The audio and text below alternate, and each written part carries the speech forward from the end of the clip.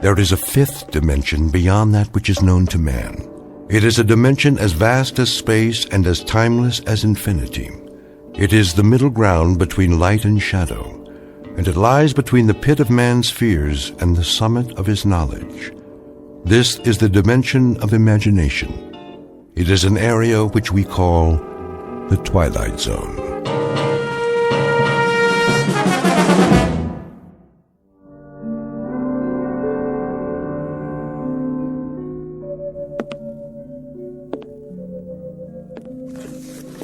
Entry. 14th day, 6th month, year 4, I think. Kind of runs together after a while. Got up this morning, same as always. Big deal, huh? I even made my bed. See, it's strictly the honor system up here. Yeah, one more day scratched off the old calendar. First thing I did was, let's see, I made a pot of coffee. That's what they call this stuff. Next, some breakfast. Fake bacon and eggs. Hear that? Kind of makes your mouth water, doesn't it? Gotta watch the calories, though. Putting on some pounds around the middle. That's bad for the ticker. Wouldn't want to check out before my time. I make it 46 more years, give or take a few. Anyway, welcome to my world. At least I'll have something to play back later. Otherwise, I wouldn't have anybody to listen to. Because this way I know I'm dealing with a higher class individual. Corey, you did it again. My compliments to the chef. Now let's go outside and take a look around. Don't mind if I do. This is my backyard. And my front yard. It's all my yard now. No footprints in the sand except mine.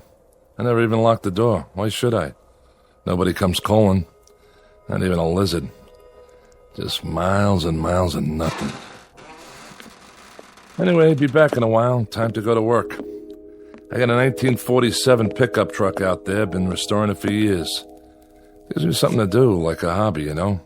Alan B., he brings me parts a little bit at a time. Wonder how he's going to get the long block here. Now that's got to weigh more than a few pounds. Bye for now. This is Corey, signing off.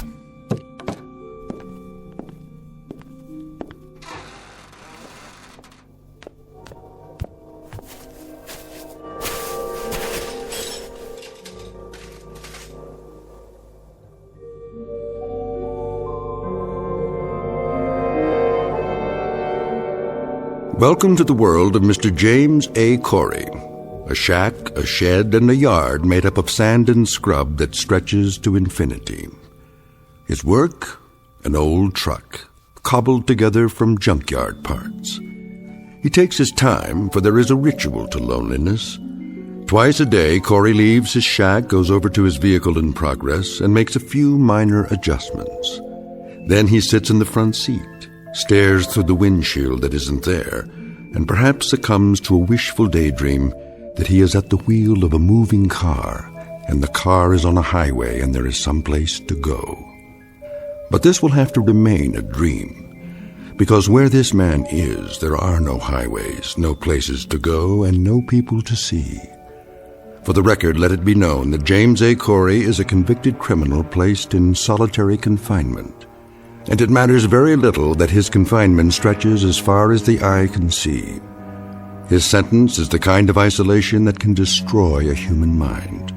It is an exile far worse than a dungeon at the ends of the earth, because he has been banished to a place well beyond the earth. In just a moment, Mr. Corey will discover that he may not be alone for the rest of his life after all. And with that discovery will come the requisite spark of hope. But a spark is all it takes to fire a man's imagination in the Twilight Zone. And now, The Twilight Zone, and our story, The Lonely, starring Mike Starr, with Stacy Keach as your narrator. There she is, dead ahead. Got it, Captain. Prepare for planetfall. All systems check. Sir? What is it, Carstairs? I got a question for you. How can we still call it planetfall if it's only an asteroid? That's a good one. Well, call it whatever you like, off the record. But we're on the record now. This isn't a training mission. Set the coordinates. Yes, sir. The surface is coming up mighty fast. I don't know how you can tell one sand dune from another. By doing this every 4 months, year after year, that's how. Corey's shack is just over the rise. I don't see... It's right there. Fire retro rockets. Decreasing speed. Ready to nose up. Nose up. 40 degrees. 60. Keep pulling. 75. 80. 88. 90 degrees, sir. Now angle her down. Tail first. Piece of cake, Captain. What are the numbers? 0400 hours, Earth time. Fuel 0.87 capacity. Cutting in a little close, sir. Ah, those meteors on the way out. We lost some precious time. Corey won't be very happy. He's not supposed to be happy, is he? You don't know him the way I do, Adams. He waits for these deliveries like a kid on Christmas. Always wants to hear how things are back home. What the women look like, how the world has changed. I'm the only contact he's got. If I didn't stop here, I think he'd go stir-crazy. What'd he do, anyway? He stopped caring, that's what. After he lost his wife. Yeah? And he got in a fight. Some say it wasn't his fault. The guy died, and he ended up here. They don't have room for any more criminals back home. The new regime, huh? I read about that. But he's had a lot of time to think. Nothing to do here but think. Prepare to set her down. I want a 3-point landing this time. Yes, sir. Tail fins ready. We're going in.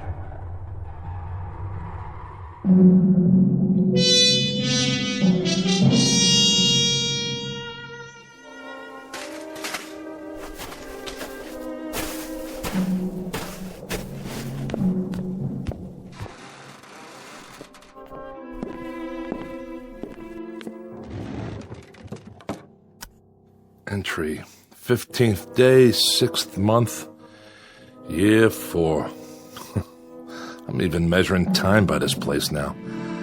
I go on every day like the day before and the day before that, the weeks, the months. But I can't give in. I have to stick it out. There'll be a supply drop coming soon, I think. They're overdue. Hope it's Allenby's ship, because he's a decent man and he brings me things. Like he sneaked the parts for that antique out there. Few pieces at a time, as much as he could carry. Thank God for that truck and the hours it used up. I can look at it out there and know it's real. And reality is what I need. Because what else is left that I can believe in? The desert? The wind? Myself? Here's a thought. Maybe I'll end up like that truck. Inanimate. Nothing but an object sitting in the sand. Wonder if I'd still feel the loneliness. Would I feel anything? Hey! That's it. The ship. Hear that, diary?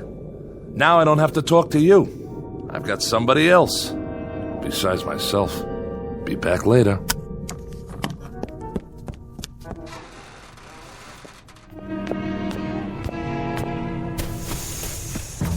Hey! Hey! How you doing, Allenby? Corey, how are you? All right. Corey, Well, don't just stand there. Come on inside. It's hotter than blazes.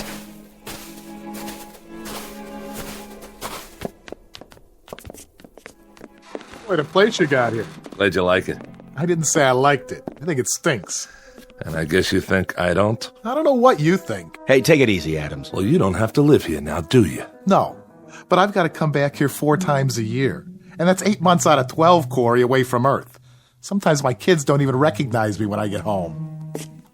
I'm sorry. I'll bet you are. Come on, fellas. Have some coffee. I got some clean cups. That's all right. Corey. Wait, what am I thinking? Let me pour you a real drink. Thanks, Corey. It's real nice of you. Not right now, Carstairs. If you say so, Captain. Hey, this isn't so bad, huh? I like the way you set it up in here. Sure. I have what I need. Most of it anyway. Thanks to the captain there. Yep, you got it made. This is Corey's kingdom, and it never changes. Sit down, everybody. How about a little poker? 4-handed draw, jacks to open. Who's in? We don't have much of a layover this time. All right, no openers. Joker's wild. There was some trouble on the way, and we lost time. Deuces Wild, how's that? Or blackjack? Anybody want to play blackjack?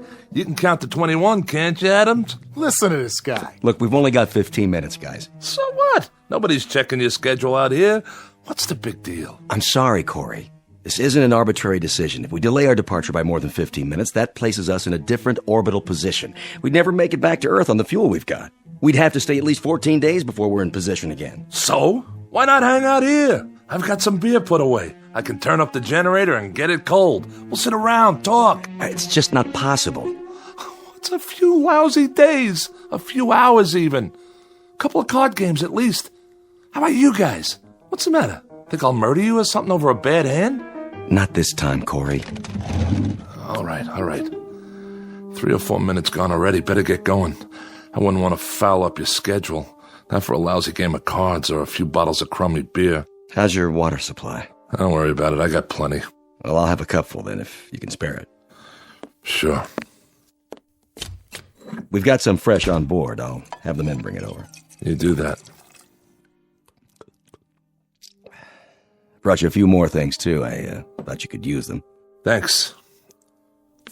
Any news? Not yet. But I told you last time, there's been some pressure back home about this kind of punishment. A lot of people think it's unnecessarily cruel. Well, who knows what'll happen the next couple of years. They may change their minds, rewrite the law, bring you back to a prison on Earth like the old days. Allenby, I have to tell you something. Every morning when I get up, I tell myself that this is the last time. That I won't be able to live another day alone, not another day. And by noon, when I can't keep still anymore and the inside of my mouth feels like gunpowder and burnt copper and deep down in my gut, I've got an ache that won't go away and it starts to spread through my body, tearing little chunks out of me. Then I think that I've got to hold out for one more day, just one more day. But I can't keep doing that forever. You hear me? Or I swear I'll lose my mind. You're breaking my heart. What do you know about it? That's enough. Let him go. Why should I? What do I have to lose? I said... Take your hands off me, you nutcase. Watch your mouth. Corey! He shouldn't worry about losing his mind. Look at him. He's already lost it. Back off, Adams. Now you and Carstairs go back to the ship and get the supplies. Yes, sir. Go on, do as I tell you. And the big crate, the one with the red tag, handle that one gently. How about using the truck out there? Some of the stuff's pretty heavy. It's not running today. It isn't, huh? What's the matter, Corey? Out of gas? Lots of places to go around here. There's the country club past the mound over there. And the seashore over that way. And the drive-thru restaurant. That's around here someplace, isn't it? Knock it off, Adams. Get the supplies. I'm going. I brought you some parts for the truck. A set of coil springs. I got some magazines, too. Strictly on my own. And some old vintage movies. Science fiction. You'll get a kick out of them. I'm sure I will. I brought you something else. Yeah. It would mean my job if they found out. Look, Allenby, I don't want your gifts. I don't want your tidbits. Makes me feel like an animal in a cage and there's a nice old lady out there who wants to throw peanuts at me. Allenby, I only got one question. What about the pardon? I'm afraid you're still out of luck. That's what I figured. The new regime, huh? The sentence reads 50 years. And they're not even reviewing cases of homicide. Allenby, take a look out there. What do you see? This is 90% of the view I'm going to have for the rest of my life. Did it ever cross your mind? Because it crosses mine every hour of every day. Unfortunately, we don't make the rules. All we do is deliver the supplies and pass on information, because you're out of position for radio contact. Yeah, that's why they picked this place. Look, Allenby, a pardon. That's the only information I want. I'm not a murderer. I know. It was self-defense. A lot of people believe me, and it happens to be the truth. I killed in self-defense. I remember, Corey. Then why am I here? I doubt if it'll be much consolation to you, but this kind of assignment isn't easy. Stopping here 4 times a year, having to look at a man suffering? You're right. It's not much consolation. Here they come. I can't bring you freedom, Corey. All I can do All I can do is try to bring you things to help you keep your sanity. You want this big crate opened up, Captain? Not yet. Stay there, I'll be right out. Okay, I'll bite. What's the big box? You can open it after we're gone. If it's 20-year supply of puzzles, you can take them with you. When I want a problem to solve, all I have to do is look in the mirror. We've got to go now. Did you hear what I said, Corey? Wait till we're gone to open it. And this is important. When you open up the crate, there's nothing you need to do. The item has been vacuum packed. It needs no activator of any kind. The air will do that. There'll be a booklet inside that'll answer any of your questions. You're being awfully mysterious. I don't mean to be. It's just like I told you, though. I'm risking a lot to bring it here. They don't know what it is, so I'd appreciate it if you wait till we get out of sight. No problem. Give my regards to Broadway. And every place else while you're at it. Sure, Corey. I'll see you. Allenby! Yes? I don't much care what it is. But for the thought, Allenby, for the decency of it, I thank you. You're quite welcome, Corey. Have a good trip! 2 minutes, Captain. Go ahead and fire up the rockets. Yes, sir. Captain, just man to man. What did you bring him? What's in the box? I'm not sure, really. Maybe it's an illusion, or maybe it's salvation. Open the hatch. Let's get out of here.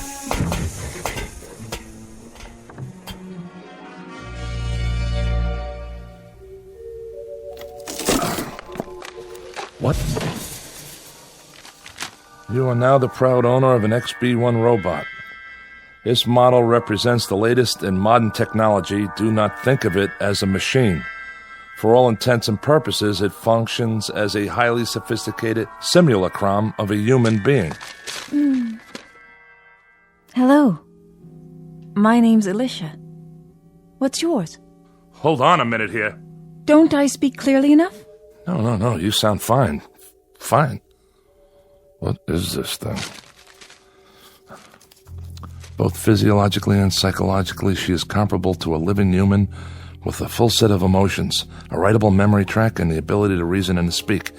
She is immune to organic illness and under normal circumstances should have a lifespan similar to that of a human being. Caution must be taken against exposure to excessive heat and moisture. She comes complete with a loose-fitting microfiber garment for general use. Would you answer my question, please? What question? What's your name? Corey. My name's Corey. I like that name. Good. Glad to hear it. Now, if you don't mind, what are you doing? What is this place? This is mine. My place. Yours? Where I live. Alone. Allenby must think I'm pretty far gone.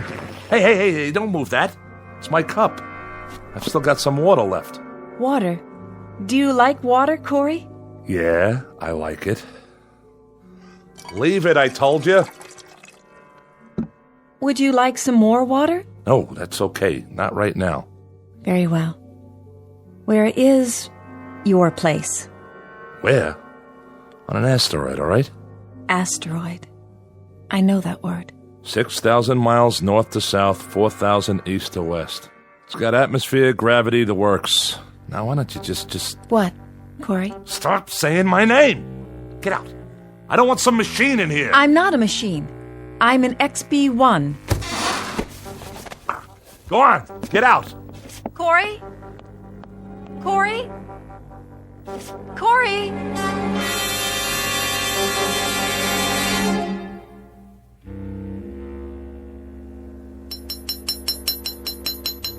Ow!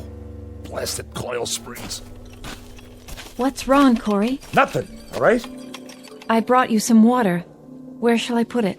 Just leave it. But it will get warm on the sand. It won't taste as good. You know that, huh? What it tastes like? I can feel thirst. Yeah? What else can you feel? I don't understand. Can you feel heat and cold? The wind? Yes. How about pain? Can you feel pain? That too? Ow! How can you? You're a machine! Excuse me. A different kind of machine. Yes. Of course you are. So why didn't they build you to look like a machine? Why aren't you made of metal with nuts and bolts sticking out of you? With wires and electrodes? Would you prefer that? You know, I might. Because then you wouldn't be a lie. A lie? Why do they cover you with stuff that looks like flesh?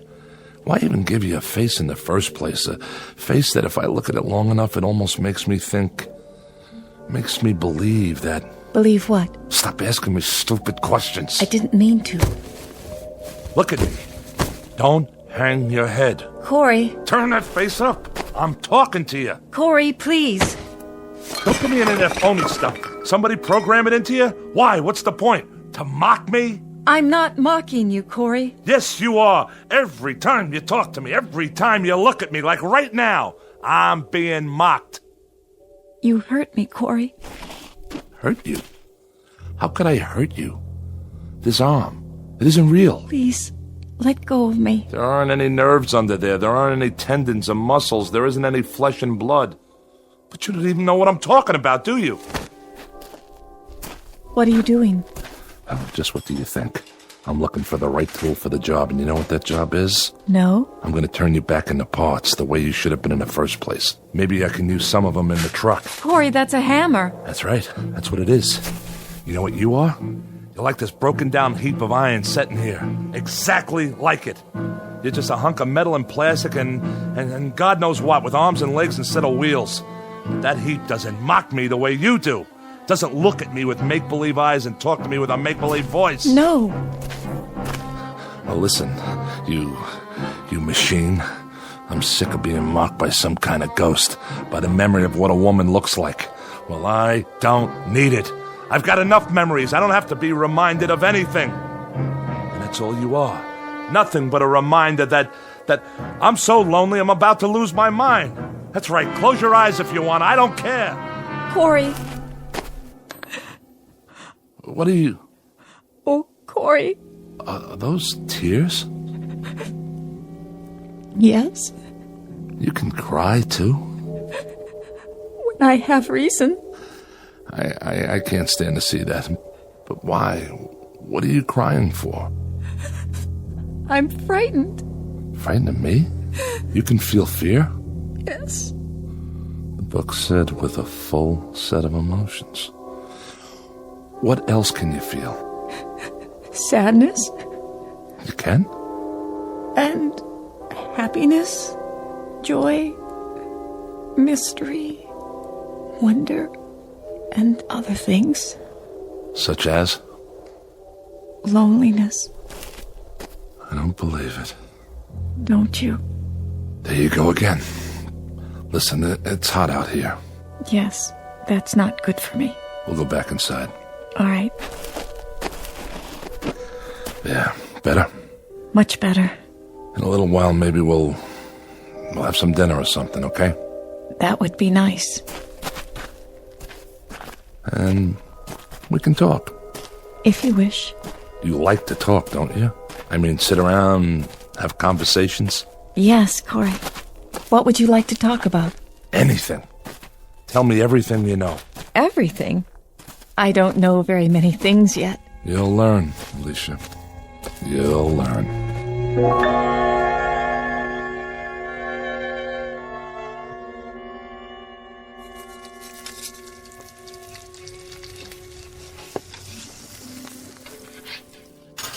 Here you go. Of course, it's only freeze-dried, but it isn't bad.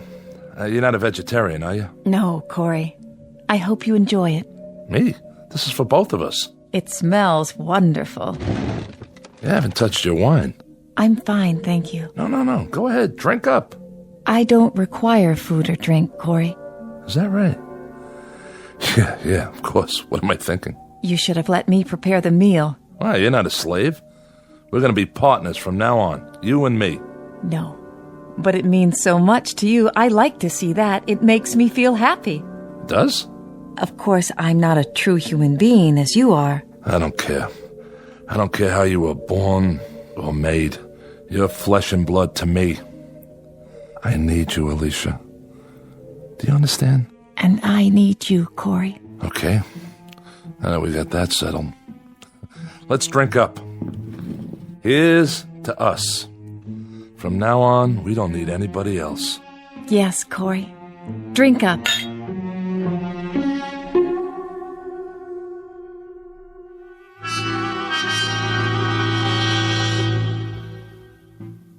Alicia has been with me for 11 months now. Twice when Allenby brought the ship in with supplies, I've hidden her so the others wouldn't see. But each time, I've seen the question in Allenby's eyes. It's a question I have myself. And I don't have the answer. It's difficult to explain the sum total of this relationship. It's strange, all right. Man and machine. But it's also man and woman. There are times when even I know that Alicia is simply an extension of me, a mirror of my needs. I hear my own words coming from her. The things she's learned to love are the things I love. Where do you want to store the magazines and books, Corey? Anywhere, Alicia. Anywhere you'd like. I think I've reached the point now where I won't analyze her any longer. I accept her as a part of my life, an integral part. I don't know how I ever got along without her. Because I'm not lonely anymore. Each day is something I can live with, something new. It's a gift. Nothing else matters. Because I love her. I've been trying to get up the courage to tell her. That's all for now. Alicia? Yes? I think I'll go outside and work on the truck for a while. Shall I go with you? That's all right. No, wait. Why not? You can see how it's coming. Just don't stay in the sun too long. I won't. I haven't done much work on it lately, but it's going to get finished. And it'll be great, I promise. I believe you. Go on, get in the front seat. If you like. Right next to the driver. Are we going somewhere? We sure are. Let's see, how about burgers and a movie? But we have the movies Allenby brought us. Haven't you ever been on a date? First, I pick you up. Then we go to the movies, a drive-in. How about that? You don't even have to get out of your car. Then we go to a drive-in restaurant on the way home. We still don't have to get out of the car. Isn't that something? We order burgers and fries, maybe a chocolate shake. Then we drive home real slow. Home? You know, where we live. Where we really live. Where we belong. Sounds wonderful. Sure it does. There's lots of places we could go. Take a drive out to the beach or cruise. So I can show off my girl. Would you show me off, Corey? You're darn right I would. 'Cause you're beautiful. Alicia, something I've been wanting to tell you. Corey? Yeah, What star's that? you can't see stars in the daytime. I was going to tell you. But maybe it's a ship. The ship's not due for another month. What is... There! See it flash? It looks like silver! Wait a minute. It must be Allenby's. That's the only one that ever comes this close. Corey, what does it mean? I'll find out. You wait here. Just wait, all right? If you say so.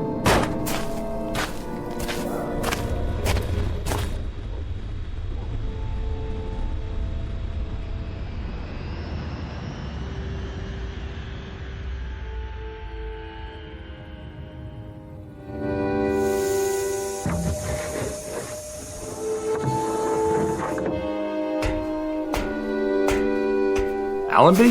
Hello, Corey. What are you doing here? Have some trouble? No, we had no trouble. What's the matter, Corey? Aren't you glad to see us? But you don't have a scheduled stop for another month. This is a scheduled stop.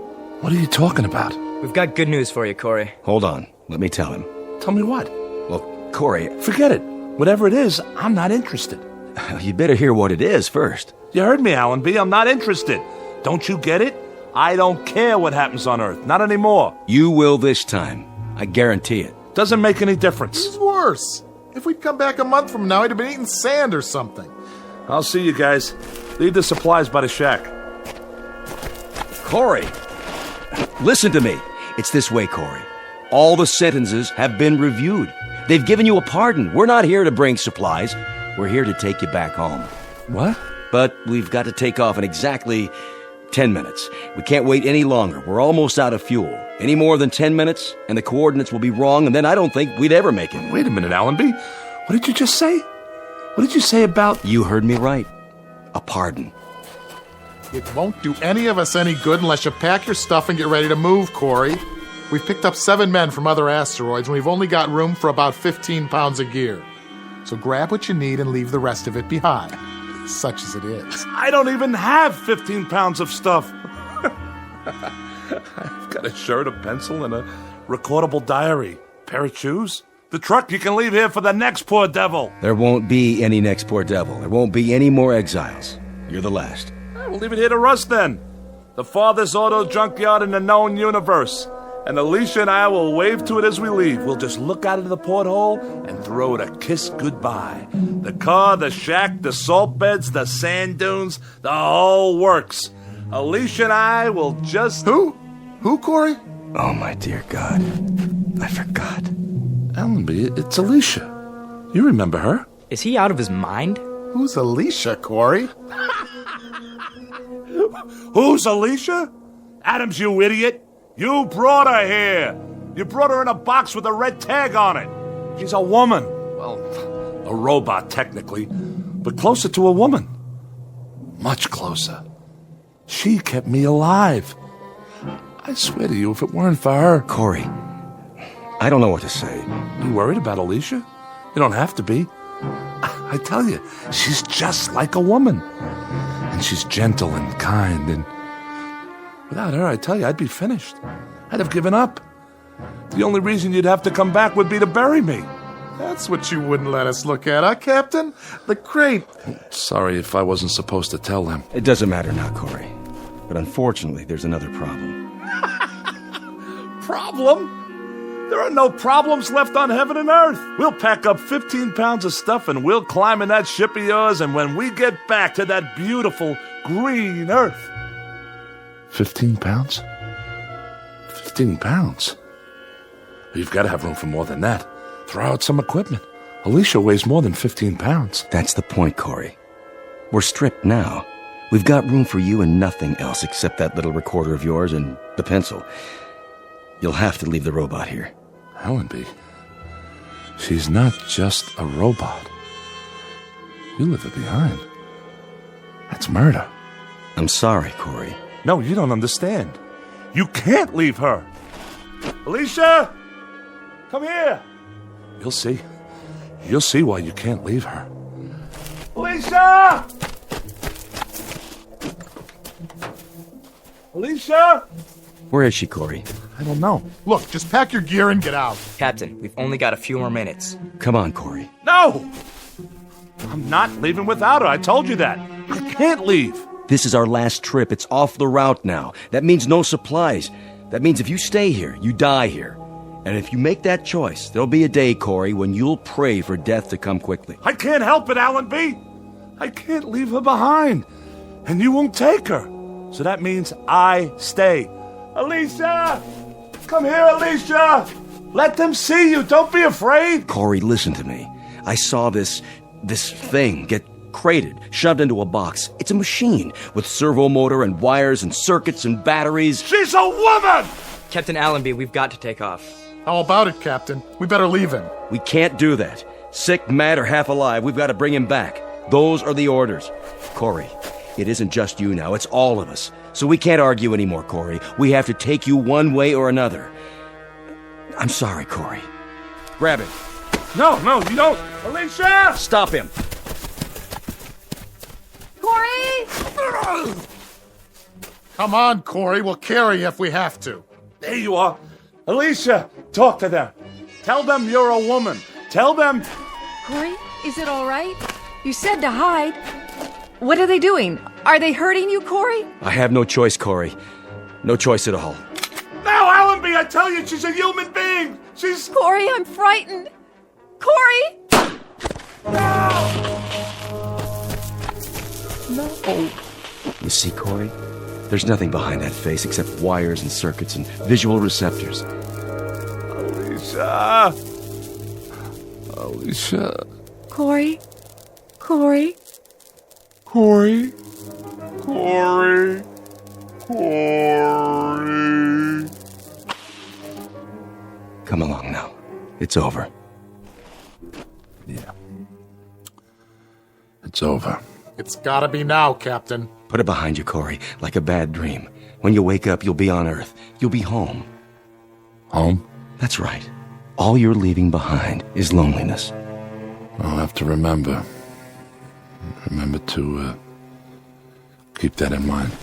Let's go, Corey. Let's go home.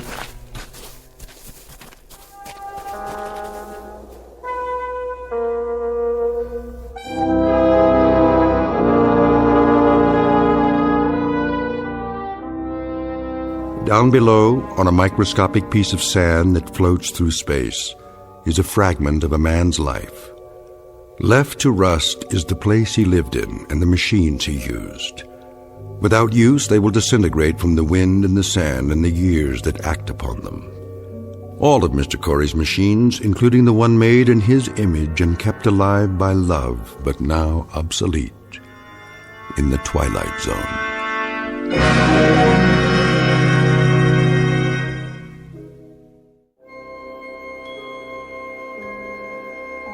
Hi, this is Carl Amari, producer of the Twilight Zone radio dramas. I'd like to take a moment to tell you about our official website at twilightzoneradio.com, where you'll get the latest news and information on these Twilight Zone radio dramas. Plus, at twilightzoneradio.com, you can digitally download 3 free episodes or any of our episodes for only $1.95 each. In this age of ever-changing technology, we've decided to make these episodes instantly available to you by making the Twilight Zone radio dramas a digital download-only series. This means that this series will no longer be offered on CD. The CD collections at our website are now being offered while supplies last at buy one, get one free. So be sure to get your favorites before they're sold out. Be sure to visit us often, and I'll see you in the zone.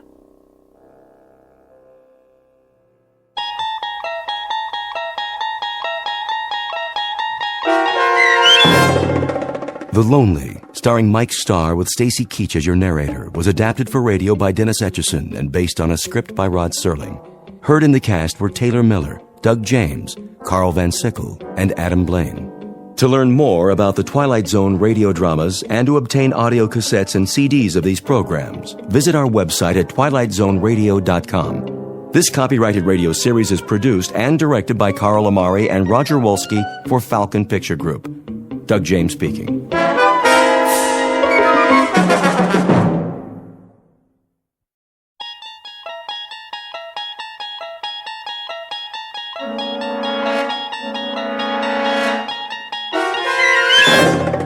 You unlock this door with the key of imagination.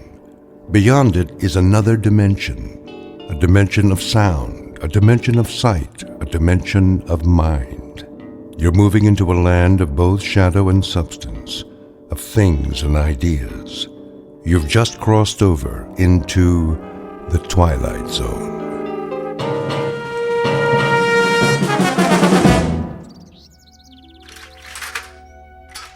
There. Now.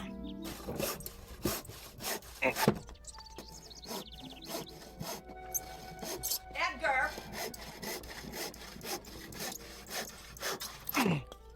Edgar! Yes, Helen. Come here, please. I'll be right there.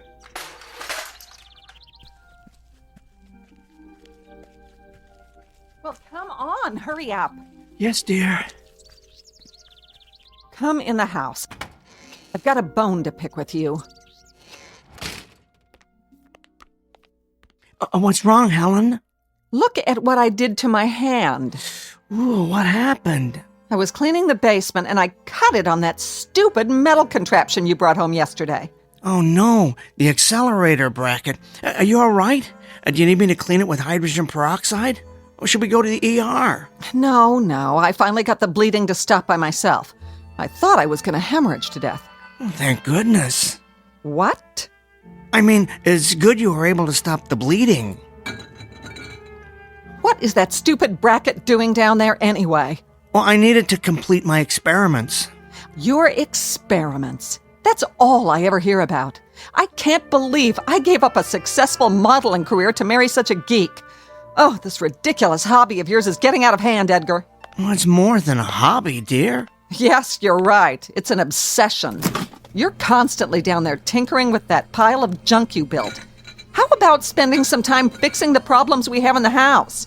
How about repairing that leaky roof, Edgar, or the garbage disposal that keeps breaking down? Well, I'll get to all of that, Helen. I promise. It's just that I'm so close to a breakthrough.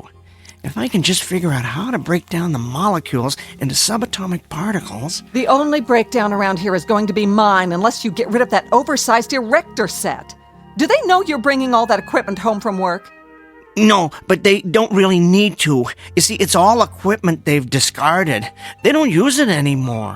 In other words, you're going garbage picking behind the lab and then dumping it in our basement.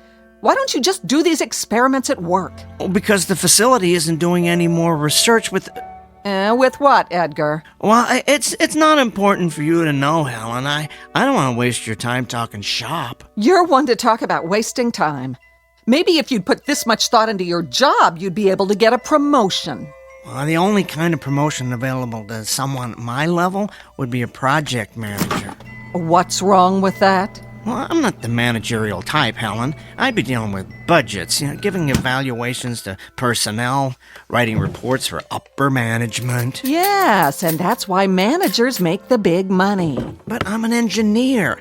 I'm good at working with equipment, not people. I like calculating formulas, not salaries.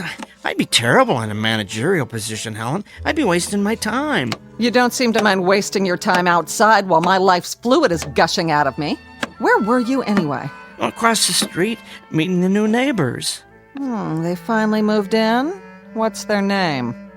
Let me see if I remember how to pronounce it. Bhagavatula. Yeah, that's it. Bhagavatula. Oh, great. What is that, Korean? No, Helen, they're from India. India?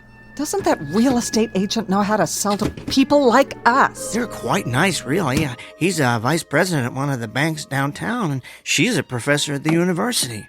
Such a lovely woman, a real exotic beauty. Not as lovely as you, of course. Oh, and they have a 13-year-old boy. He'll be at the junior high in the fall. Of course he will, because their kind always follows the same pattern. They move into our neighborhoods, take our jobs, and infiltrate our schools. Now, Helen, I hope you're not going to be hostile towards our new neighbors like you are towards that lovely Sanchez family 2 doors down. You can actually learn a lot from them. Mr. Bhagavatula was telling me about some of the fascinating customs in their country. Can you imagine coming from such a rich cultural heritage? The only thing I can imagine is the stench of curry casserole that's going to be wafting across the street. I'll tell you something, Edgar. I am sick of the way this neighborhood is changing. And I'm even sicker of not being able to do anything about it because your salary isn't high enough for us to move someplace nice, someplace with people like us.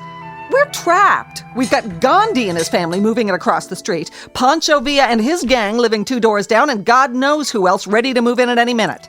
And you're oblivious to all of it, Edgar. You're like an ostrich with its head in the sand, tinkering away in the basement while this neighborhood is going downhill. Well, I'm sick of it, and I can't take any more. Things better change soon, Edgar. Do you hear me? Things better change soon. Yes, Helen.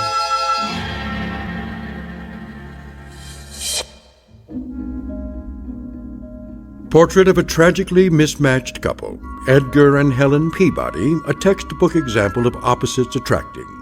He was attracted to her breathtaking beauty, while she was attracted to the fortune that would result from marrying a brilliant up-and-coming young scientist. Alas, her beauty turned out to be only skin deep, while neither his fame nor fortune ever materialized. Now they languish in a loveless marriage, sustained by the fear that they've come too far to turn back. But a third party will soon come into the middle of this unlikely union, a guest who will cause the simmering undercurrent of discontent in this household to reach the boiling point. An unexpected visitor from a different neighborhood, one that's somewhere in the vicinity of the Twilight Zone. And now, The Twilight Zone and our story, There Goes the Neighborhood, starring Tim Kazurinsky with Stacy Keach as your narrator. All right, this bracket should keep the accelerator in place. I do believe this configuration's gonna work. Now I better tighten these bolts. I'm dying to tell someone about this, but I can't believe I almost spilled the beans to Helen this afternoon. Ooh, I gotta be more careful. First thing she'd do is call her cousin Rick. That'd be a problem. He's a pretty sharp guy. I suppose that's a prerequisite for being an FBI agent. And if he found out about this, I'd have G-men swarming all over the front lawn. No, nobody should know. Not yet. First, I want to perfect the process, and after that, I want to make certain this technology isn't dangerous to humans. Then, and only then, can the whole world know Edgar J. Peabody has built the world's first teleportation device. Just think, daily commuters could avoid highway traffic by teleporting straight to their offices. Accident victims could be teleported from the accident site directly to the ER. The possibilities are endless. There. Now, I need to run a couple of tests. I'll just turn on the particle accelerator, let it warm up. There we go.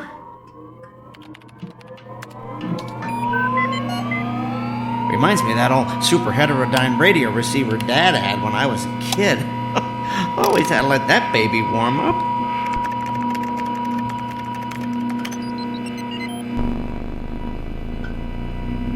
Now. Edgar! Yes, Helen? Come up here. The garbage disposal broke down again. I'm in the middle of something, dearest. I don't care. This is important. Get up here now. All right. Coming.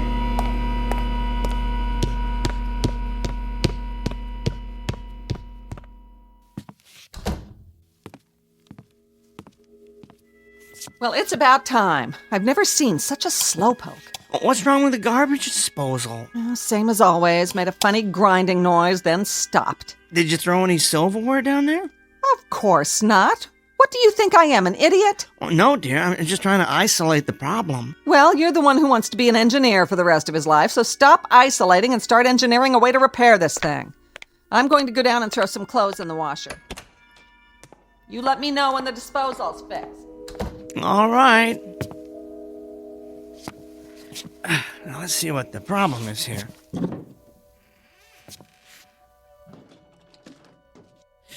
I don't see anything wrong under the sink. No leaking anyway. I better get a flashlight and look down the drain. Now,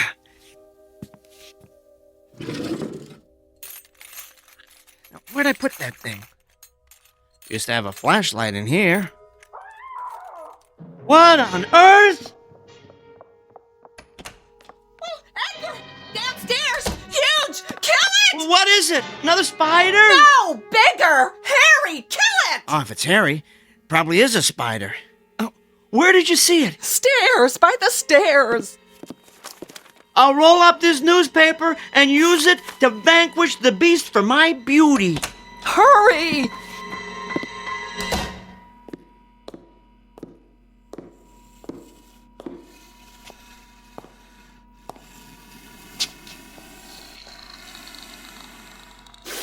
Good Lord!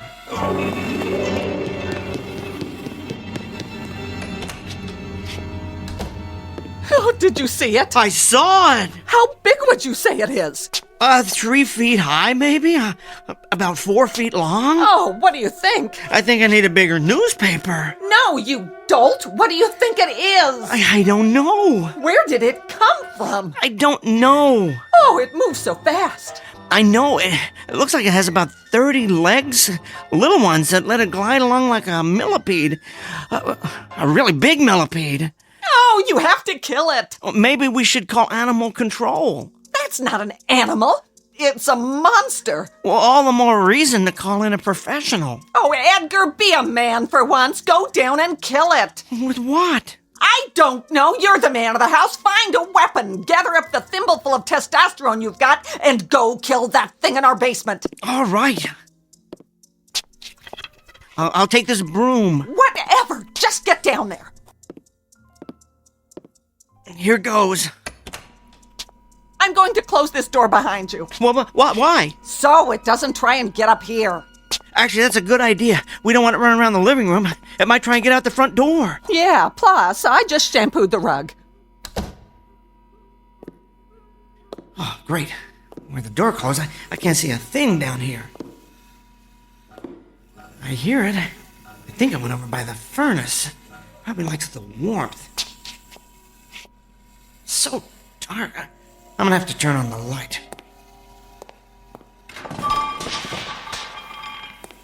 As soon as I find it. There. Now, where... Please, do not hurt me. What? Who's talking? I don't see you. I mean you no harm. I hear you, but your voice... It's inside my head. Whoa.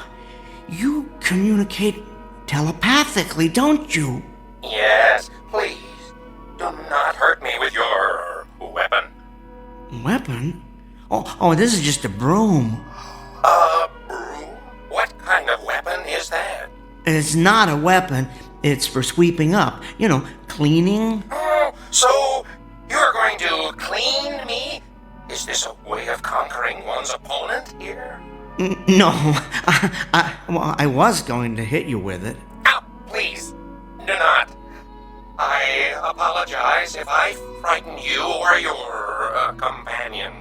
Companion? Oh, you mean Helen. I guess that's one word to describe her. Where are you anyway? Behind this heating source. I was right. You like the warmth over there in that corner by the furnace, don't you? Yes, it is quite comforting.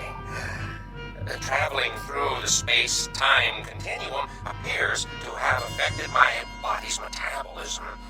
I am very cold. The space-time continuum? Where are you from? It is hard to explain. Suffice it to say, it is a different time and place. Are you saying you're from a different dimension? I would consider that an accurate assessment. How did you get here? I arrived through your receiving portal. My receiving portal? Oh, the teleporter.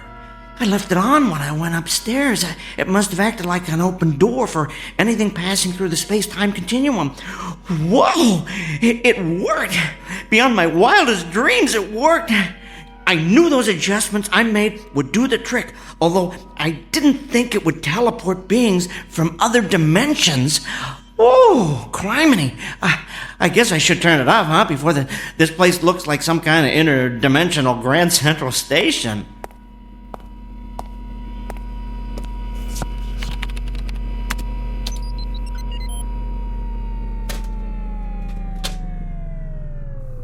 Here, I guess I can consider my latest modifications a triumph. I have successfully teleported a being from another dimension to a basement in Hackensack, New Jersey. You have been experimenting with teleportation? Yes. I have as well. So, teleportation isn't a standard mode of transportation where you come from? No. I have been conducting trials in secret. Oh, I know the feeling. I was an engineer on a teleportation project at my company a few months ago. Out of the blue, the government ordered us to cease and desist, but they never explained why. I've heard it's because they're experimenting with the technology themselves for a secret military weapons project, but I think it could be used to improve our way of life. That's why I've been continuing my experiments by myself down here. Where I come from, it is feared that teleportation would make escape too easy. Escape from what? From a race that recently overthrew our government. They call themselves the Masters. They now hunt down and exterminate members of any race unlike their own. Well, that's awful. So I take it that where you come from, everyone doesn't look like you? No, the Masters do not look like my race at all. They are quite ugly. Well, it sounds like it's a good thing you escaped. I am not convinced situation here. What do you mean? My appearance seems to have alarmed you and your companion. You were coming down here to kill me. Well, you have to understand, you look different from anything we've ever seen before. I am considered ugly here. Well, that's hard to say. I haven't actually had a chance to get a good look at you. Why don't you come out from behind the furnace, the heating source? Okay. Oh, my. You definitely don't look like any species we have here, but ugly? Trust me, I've encountered far uglier beings on this planet. Edgar? Hey, whoa, where are you going? You don't have to hide back there again. I fear your companion does not share your indifference about my appearance. Oh, don't let that bother you. Helen doesn't share anybody's opinion about anything. Edgar, did you take care of it? Would you excuse me one moment? I need to talk with my companion.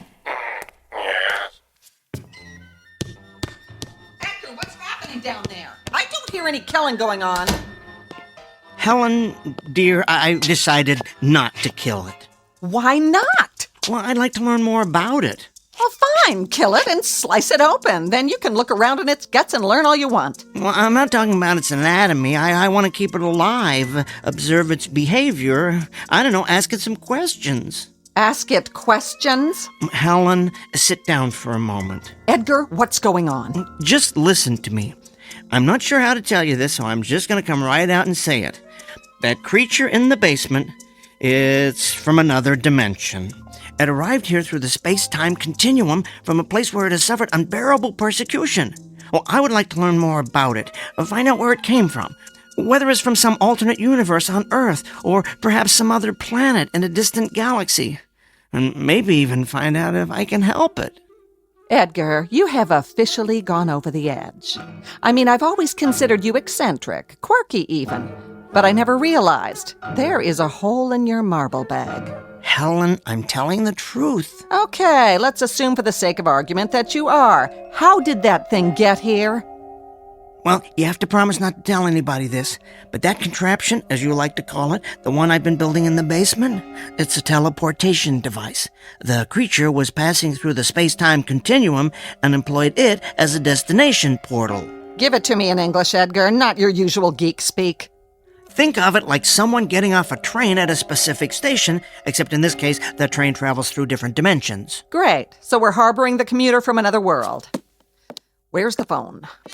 Who are you calling? I'm calling someone to come and kill that creature. No, Helen. Yes! It's not enough that the neighborhood's been invaded by foreigners from other countries. You have to put out the welcome sign for a giant insect from a different dimension.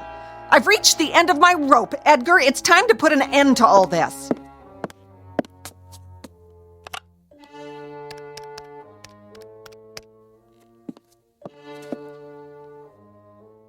Hello, FBI? I'd like to talk to Agent Rick Fielding.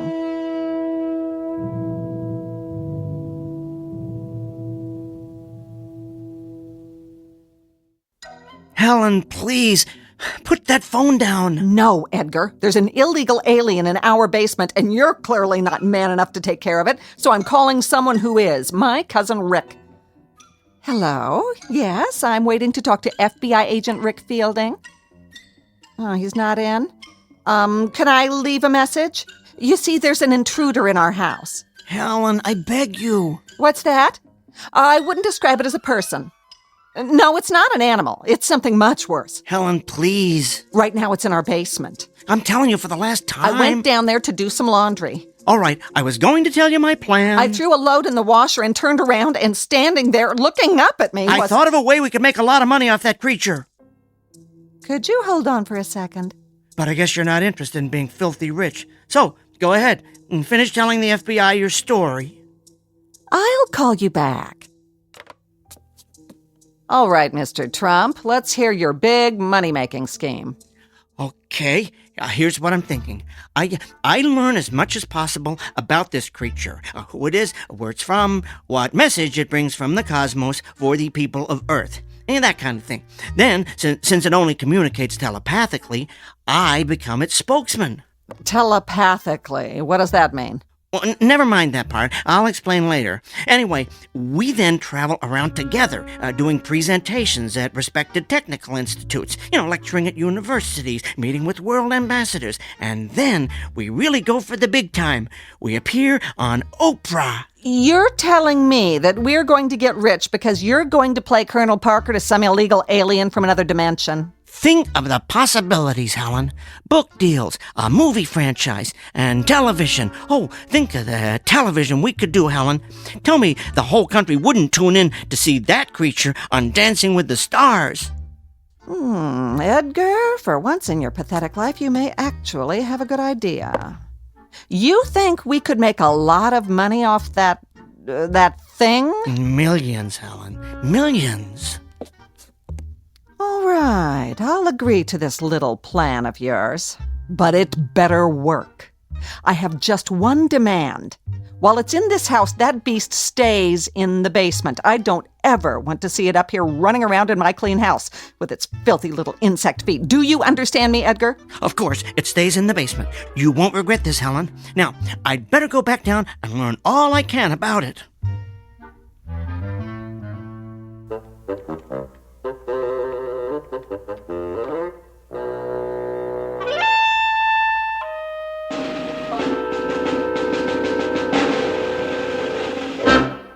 So then, I finished up by telling her we could make millions. And this convinced her to let me stay alive. Are you kidding? If money's involved, Helen's all over it. You are being protected by a great big dollar sign, my friend. I do not understand all your words, but I comprehend that your plan has saved my life. Thank you. Oh, you're welcome. I never thought to ask if you have a name. A name? Yes. What should I call you? Well, I am identified by a specific sequence of sounds. Oh, would you like to hear them? Sure.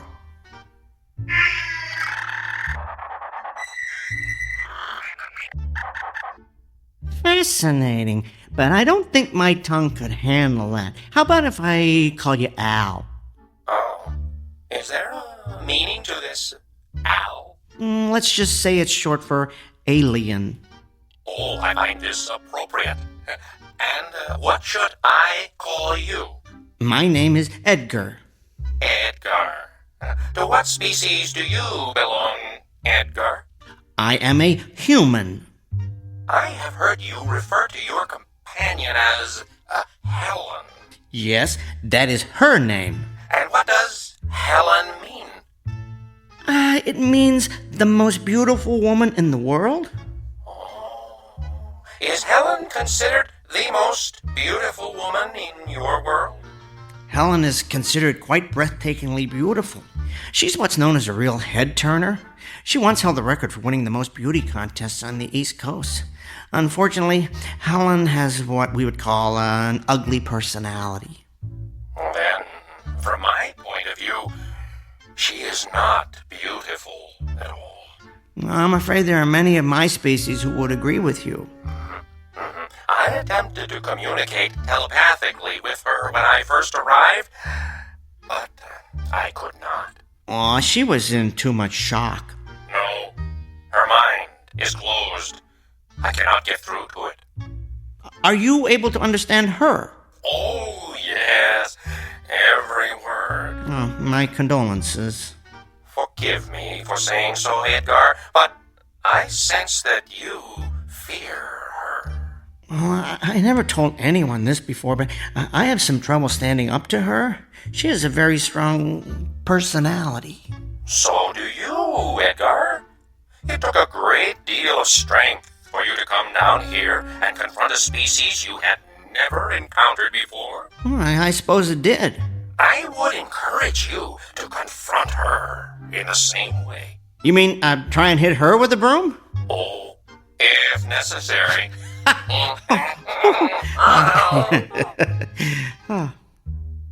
Listen, Al, I've been thinking, maybe we could share our knowledge of teleportation with each other. You know, sort of combine our brain power and see if we can perfect the process.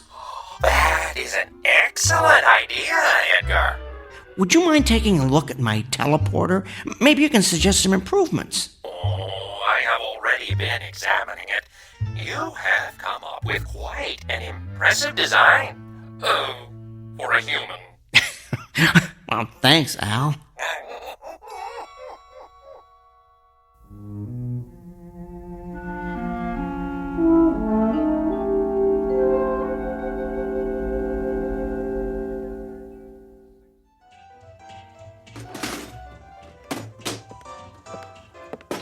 Edgar, is that dishwasher ever going to be fixed? Should be good as new by dinner. I picked up a new gasket today. Well, it's about time.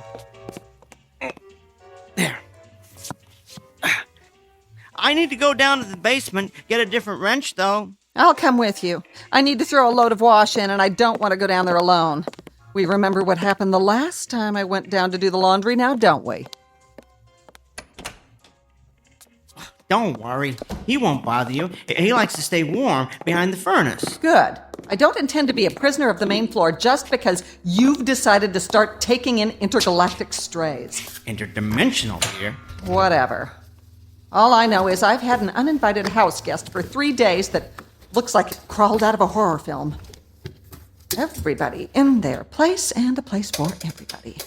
That's how it used to be before all the foreigners started moving into our neighborhoods. Yes, dear. I'll tell you what we need. We need a government that stops turning a blind eye to this cultural invasion. We need to send all these outsiders back to where they came from. So you've said before, dear. I found that wrench I need. I'm going back up. Now, don't take forever to fix it. Yes, dear.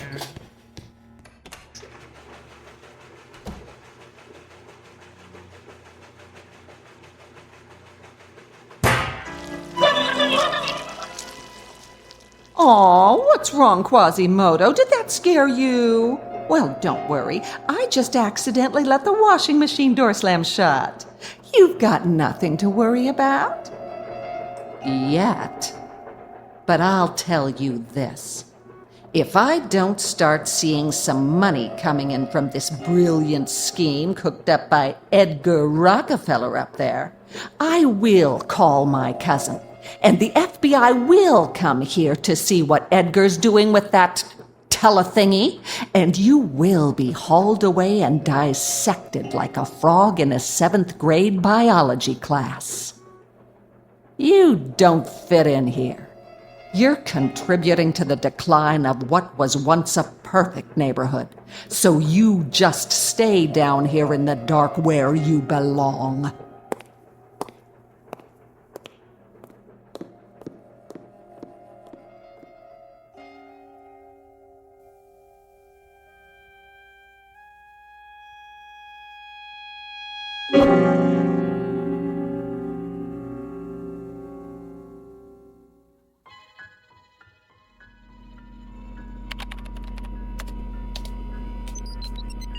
I've modified the subroutine that specifies where the person, or whatever, being teleported, will arrive.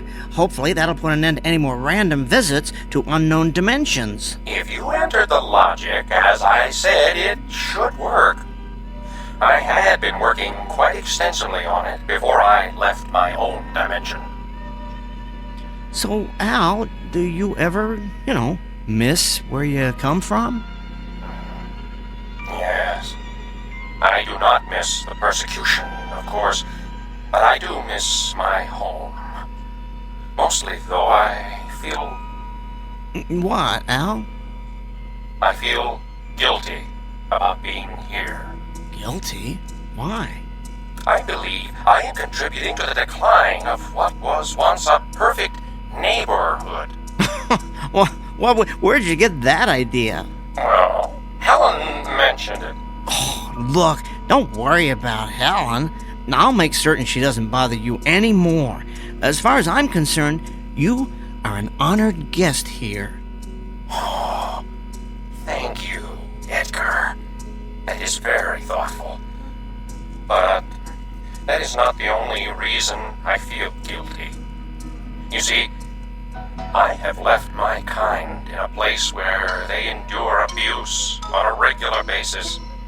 It is not right that they suffer, and I do not. Perhaps I have made a mistake escaping from there. Well, you simply displayed a survival instinct, Al. That's something all living creatures do, no matter where they come from. I understand what you are saying, but I cannot help feeling that I have abandoned my species. I have been thinking that perhaps I should go back. Really? Yes. I would only have two regrets about leaving. One is that I would miss you, Edgar. Oh, thanks, Al. I miss you, too. What's your other regret? That I did not get to see more of where you live. I have so far only seen this, what do you call it? Hackensack basement. That's true, isn't it? Okay, Al, you and I are going on a little field trip to the main floor. You can get a look at my world through the living room window. No, but I thought Helen did not want me on the main floor. Helen's out getting her hair done. She'll never know. Come on, let's go upstairs.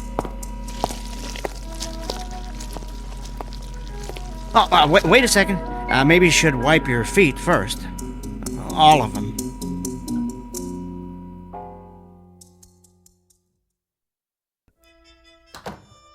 Well, here's the main floor. Come on into the living room. It ain't the Ritz, but it'll give you a decent view of the front yard. I am not familiar with this Ritz you speak of, but your upstairs is very pleasant. Okay, I'm gonna open the curtains. You ready? Yes. Here goes. I give you Hackensack, New Jersey, in all its glory. Oh, my! It is so bright, and there are so many colors. What is that substance that covers everything? Is it plant life? Yes, we call that grass. And what is that tall, thick plant in the middle of the grass? That's called a tree. Edgar, what is that creature? What creature? Oh, the neighbor's cocker spaniel. That's called a dog. It does not look like you. Oh, thank you, Al. I mean, it is obviously a non-human species. Is that what I have heard you refer to as an animal? Yes. Your world, Edgar, it is beautiful. Oh, this is nothing. You're catching us at the end of winter. You should see it in the spring when all the flowers are blooming. You know, if you stayed here till then, I could show you colors that would dazzle your eyeballs or whatever it is you see with. Oh, what about Helen? Well, Helen isn't always home. I might even be able to smuggle you out of the house in some kind of disguise so you could see beyond Hackensack. I could even show you Newark. Oh, sounds very exotic. Well, besides, at some point, Helen's going to expect us to go on our big press tour. What if she finds out you lied to her about that? Well, I wouldn't say I lied to Helen, just that we had a change of plans. The press tour is sort of postponed permanently, and Helen need be none the wiser. None the wiser, Helen! What are you doing home? Lorraine had a cancellation, so she did my hair early, but never mind that. What's that monster doing up here? I told you I wanted it to stay in the basement. I wanted to familiarize him with the surroundings. He needs to be accustomed to them when we begin our lecture tour. Save it. I heard your little speech about postponing the lecture tour permanently. You have no intention of making any money off that overgrown bug, and you never did. That's it, Edgar. I'm calling Cousin Rick right now. No, you're not. give me that phone. Oh! Nobody is going to find out about Al. You hear me? Nobody. Al? Isn't that adorable? You've named your little pet. Edgar, I have caused you enough trouble. Tell Helen. I have decided to go back. No, it's okay. What's okay? I have decided I need to go home. You don't have to do that. Do what? But I want to. It is where I belong. Are you sure? Who are you talking to? Al. I mean, the creature. He communicates telepathically, but only with me. I can hear him, but you can't. Oh, how precious. Since you seem to have such intimate contact with alien creatures, why don't you blow in a call to the mothership and tell them to pick up E.T. here? Edgar, I do not wish to cause any more strife between you and your companion. Trust me, it was there long before you arrived. But I have given this a great deal of thought. While I do not wish to endure further persecution, I believe it would be more honorable to suffer with my species than to run away. Are you sure about this, Al? Positive. Well, if you're convinced it's what you want. I am. I will go down and prepare to be teleported.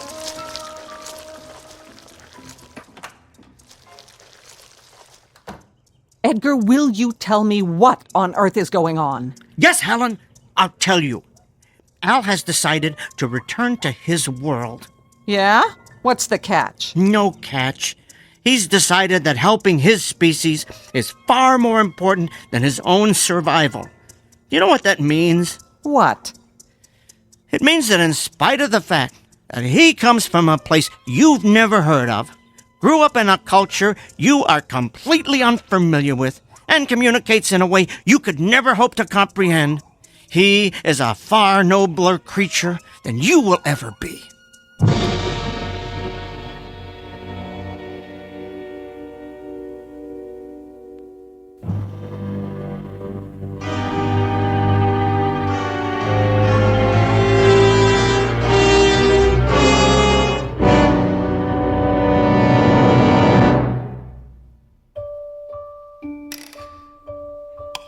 Now, all right, that's the last of the calculations.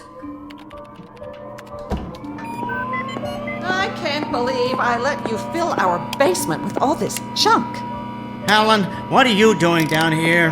I want to be here to watch you throw the switch. That's not necessary. Apparently it is. I couldn't trust you to do something as simple as keep that overgrown insect in the basement, so I certainly don't trust you to send it back to Planet Cockroach. No, fine. Just stand right here so you're out of the way. There. Al, are you ready? Yes. All right, you stand over here. Good. That's perfect. Edgar. Yes? You have been a good friend to me. Thank you. Al, it has been a genuine privilege to know you. Come on, enough with the teary goodbyes. Just get it over with. All right, I'll run the activation sequence. Here goes. So long, Quasimodo.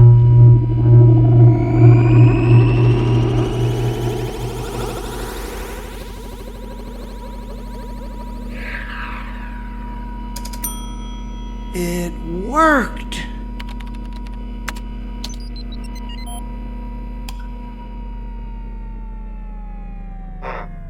Edgar, if it worked, why am I still here? Al, my multi-legged friend, I had a change of heart. I do not understand. What is this change of heart? In this particular context, it means I decided not to send you back. I took your advice and stood up to Helen. I sent her there instead of you. Why? Well, I started thinking about where you're from. How there's a race there called the Masters, the fact that they've declared themselves superior to all other races, the way they exterminate anyone who's different from them. And I came to the conclusion that Helen would be right at home there. I cannot argue with your logic. Come on, let's recalibrate the teleporter. We need to figure out how to transport an entire species of many-legged creatures to a more compassionate neighborhood.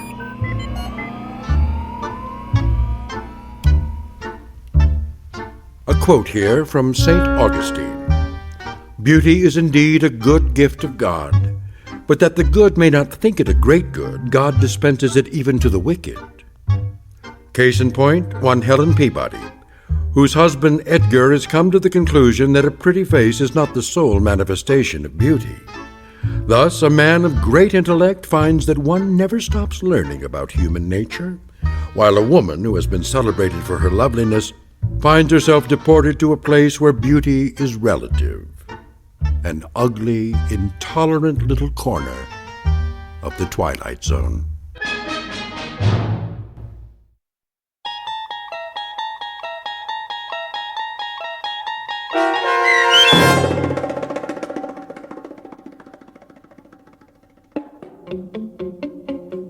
There Goes the Neighborhood, starring Tim Kazurinsky with Stacy Keach as your narrator, was written for The Twilight Zone by Barry Rickert. Heard in the cast were Meg Thalken and Roger Mueller. The producers of The Twilight Zone wish to thank CBS Enterprises and the Rod Serling Estate for making this series possible. This copyrighted radio series is produced and directed by Carl Amari for Falcon Picture Group and Westwood One. Custom Foley effects, sound design, and mixing are done in the Cerny American Sound to Picture Theater by Cerny American creatives Bob Benson, Craig Lee, Todd Beyer, and Tim Cerny. To learn more about the Twilight Zone radio dramas and to contact us, visit our official website at twilightzoneradio.com. Doug James speaking.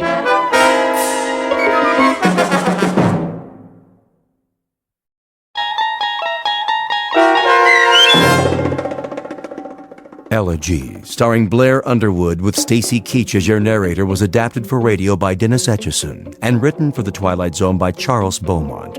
Heard in the cast were Jeff Lupetin, Christian Stolte, and Joby Cerny.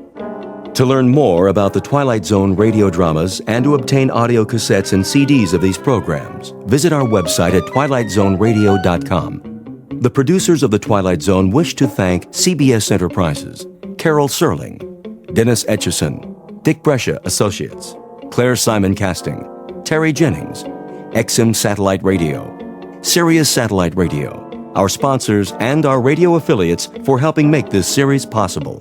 This copyrighted radio series is produced and directed by Carl Amari for Falcon Picture Group. Doug James speaking.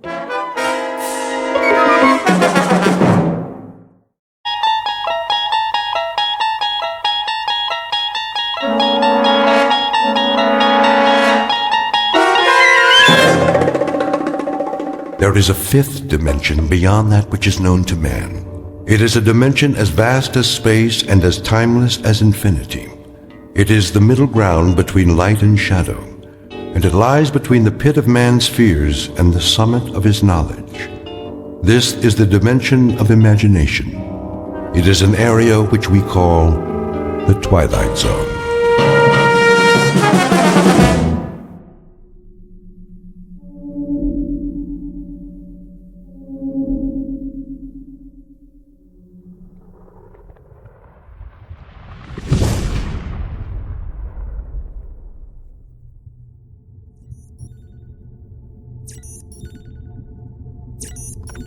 Kirby.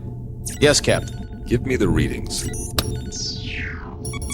Course stable, 7.9 off vertical axis. That's why I can't stand up straight. Speed 2650, steady she goes. How close are we to that asteroid? In range, gravity detector starting to read. Say 100,000, give or take. Piece of cake. We still have to maneuver for a landing. Fuel supply. Well, Captain, let me put it this way. If I was back home in my car, I'd pray for a steep hill so I could put her in neutral and coast all the way down. That bad, huh? I think the expression is running on fumes. What's the terrain? Spectrographics coming in. And? Not too hot, not too cold. Volcanic activity, 1 million or so years ago. We are hitting atmosphere. At least it's got an atmosphere. How much oxygen? I'm trying to get a reading. Deceleration chairs. Just a minute. Now! Better do it, Pete. All right, Myers, I'm going. Firing retro rockets. The fuel tank's empty, Captain. Anybody got a parachute? Hang on. Angle looks good. Thank heaven for small favors. The surface is coming up fast. I'll try to level her out. Nose up. Up!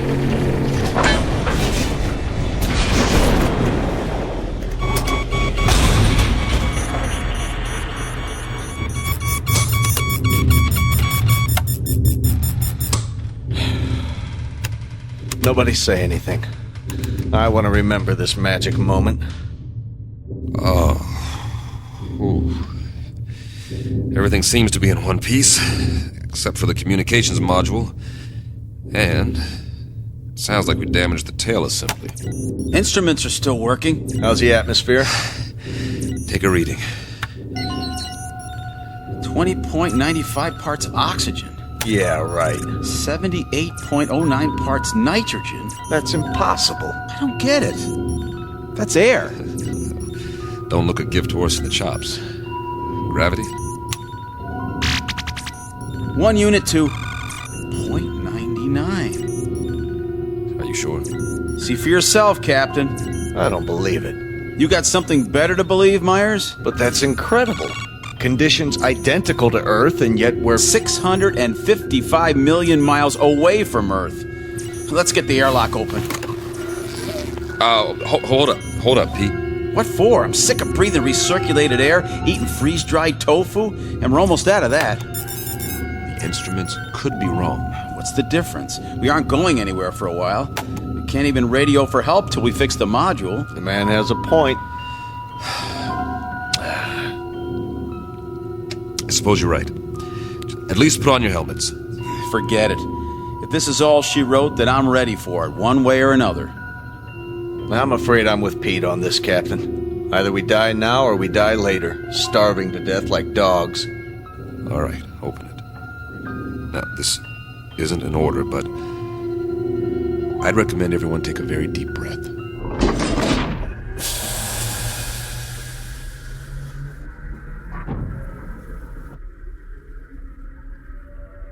Time, the future. Place, a dark corner of the universe millions of miles from planet Earth. The main characters, 3 men. William Weber, captain. Peter Kirby, navigator. Carl Myers, geologist and science consultant. Each distinct from the others, but all sharing a common dilemma. They are lost. And like any long-haul explorers, they want to go home. Not their home necessarily, that would be too much to hope for. But at this point, any old port in a storm will do, especially for those who have veered off course and into the Twilight Zone. And now, The Twilight Zone, and our story, Elegy, starring Blair Underwood, with Stacy Keach as your narrator.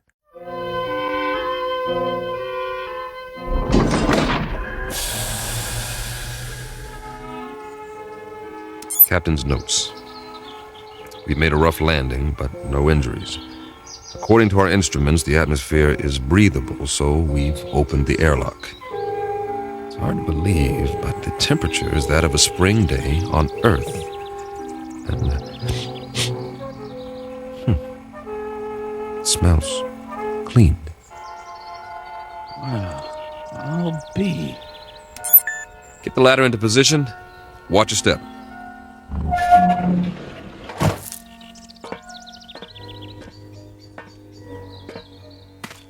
How many miles did you say we were from Earth? Too many. Time for a reality check. You see the same thing I see, Captain? What do you see? Open country, farmland. Kirby? Affirmative. Acres of grass, trees. I grew up in a place like this, in the Midwest. And those hills, they're settled granite, I'm sure. Eroded over thousands of years of wind, rain. I don't get it. Neither do I. Wait a minute. I do. Don't you see?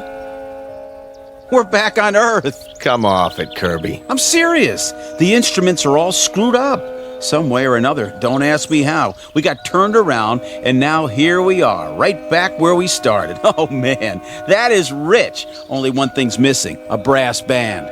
Maybe they forgot about us. It's an interesting theory. Except for one thing. As far as I know, Earth has never had two suns in the sky.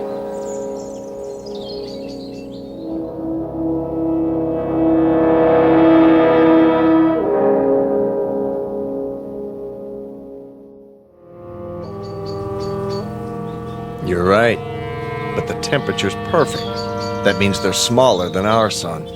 Added together, they put out just enough energy to duplicate conditions on our own planet, including evolution. And the people learned to build farmhouses exactly like ours. What? If that's not a barn over there painted red, then it's a pretty good imitation of one. What in the name of... Better check it out. Be careful, men. We don't know what we're dealing with yet.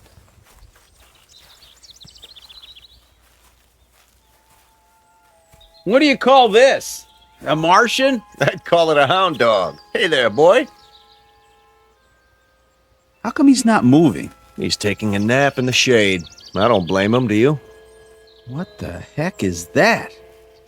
By the barn, it's called a tractor. They were internal combustion vehicles used in the 20th and 21st centuries before the total war. So we are on Earth 300 years ago. Negative. We're not equipped for time travel. Okay, you explain it. I can't. The only thing I know for sure is that we're not on Earth. Mm-hmm. And we are not alone. What do you... Hey! Hey, you over there, by the barn! What's the matter? Can't he see us? He's turned the other way. Looks like he's taking a rest. Leaning on his... It's a pitchfork. He was using it to load hay into the wagon. Some outfit. Overalls. Farmers wore them with straw hats, just like that one. He even has a red bandana in his back pocket.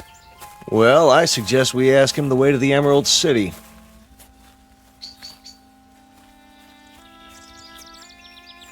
Excuse me, sir. My name is Captain Weber. My men and I... Sir? Sir, I hate to bother you, but that's our ship over there. We've crash-landed. If you can tell us... Sir... Sir, can you hear me? What's the matter with him? Seems to be in some sort of trance. Are his eyes open? Yes, but... Move your hand in front of his face. Nothing. As if he's... Don't touch him. It's all right. His skin's warm, but there's no respiration. He seems to be frozen in place. Well, let's move on. Say that again. This is giving me the creeps. We'll recon the surrounding area. There may be others.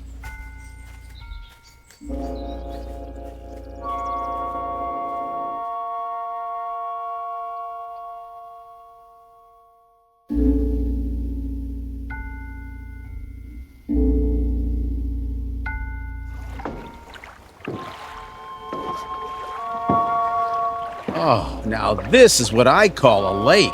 That's what anyone would call it, Pete. Easy, easy. Be sure the bridge will hold. Feels solid to me. We ought to take off these flight suits and jump in. No, thanks. Why not? Well... Go on, say it. You can't swim, can you?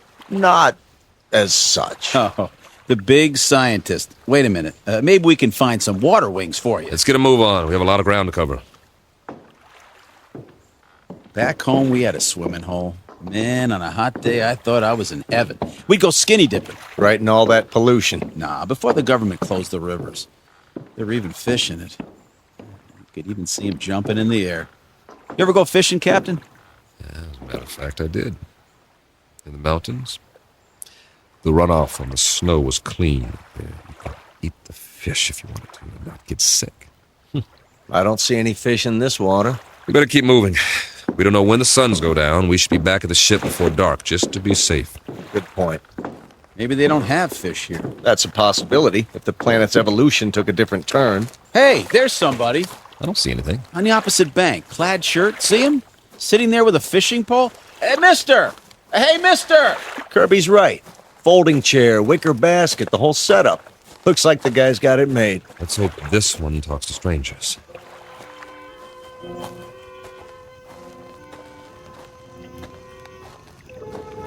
Hi there, fella. How's it going? Fish biting today? Mum's the word, huh? Let me try. Sorry to bother you, sir, but you might say we're lost. If you could give us directions to the nearest town. Don't waste your breath. This one's a stiff, too. Maybe he's asleep. If he is, he's done well for himself. This basket is called a creel, and it's full of fish. Quite a haul. Fresh? Smells like it. Hold on. Is that a bottle of beer next to him? It is indeed. Only, it's empty. Well, where's he got the cold one stashed? Fella, can you hear us? Do you even know we're here? Can't see his face. Lift up the brim of his hat. Okay, here goes. Sorry, nothing personal. I just like to look a man in the eye when I talk to him, even if he doesn't talk back. What did you do? Nothing, just barely touched him and he fell over. Well, at least we know he's not a statue. No pulse, like the farmer. But his skin feels real. Set him up again, exactly the way we found him. I get it. Get what? He's off the clock. Way off. What's that supposed to mean? Pete and I used to joke about it in flight school. Now, there are 24 hours in a day, but sometimes that's not enough. You're not kidding.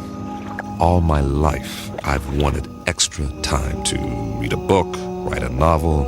Or go fishing, spend some time in the country, meet a girl and get married, or just take a nap for crying out loud. But I was too busy. We all were. So the only answer is to fit some extra hours into the day. Hours that don't show up on the clock. That don't count. I don't see... Look at it like this. What if you could stop time? For a few minutes or a few hours. At least as far as everybody else is concerned. Think of what you could do. They stand there frozen while you run off and do whatever it is you need to do. Then when you're finished, you run back and time starts again. They move and walk and talk and go on with what they were saying, and they never so much as know you were gone. Is that a plan or what? I wish we could have done something like that on the ship. If I'd had time for pure, uninterrupted thought, I might have, I don't know, perfected Sheldrake's theory of causative formation while the ship ran itself. That's right, and get home to find you've won your own Nobel, right? Now, we make planetfall, and we run into these people, if that's what they are, and it's as if we've finally done exactly that, taken ourselves off the clock, at least temporarily. Permanently would be fine by me. Nice theory, Captain. I'm afraid there are reasons, though, why it wouldn't work. I am sure there are. It's just a thought. If I were a science fiction writer, I could have some fun with it, but we've got more important things to do, like finding out what options we have, now that we're here. Say, I'm hearing things. I hear it, too. Seems to be coming from the top of the ridge beyond that grove of trees. That must be where the town is. We were close after all. Sounds like you got your brass band, Pete. I like it. Maybe they got a ticker tape parade, too. One way to find out.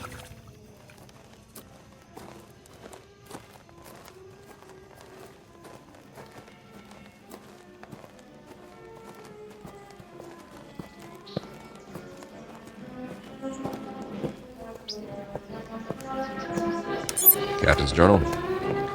We appear to be on the main street of a Midwestern American town. Ahead of us is the square, complete with steeple, clock, and ivy-covered walls. Captain, did you notice? What's that? There are no hands on the clock. Duly noted. The music's louder. I hope this recorder can pick it up. Sounds like a Sousa march. There's a bandstand, flags, bunting, and a sign that says, Inauguration Ceremony. Welcome, Mayor Finch. musicians are all in uniform. Just one thing.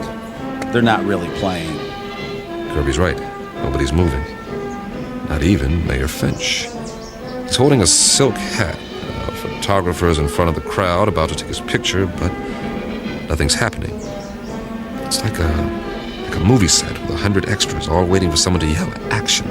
The question is, who's directing? I'm going to look around. Weber out. The music's coming from that loudspeaker near the platform. It's being piped in from somewhere. Pre-recorded, no doubt. Concert's over. I wonder who turned it off. Any ideas, Professor? Well, I suppose it could all be part of a carefully orchestrated illusion. That's as good an explanation as any.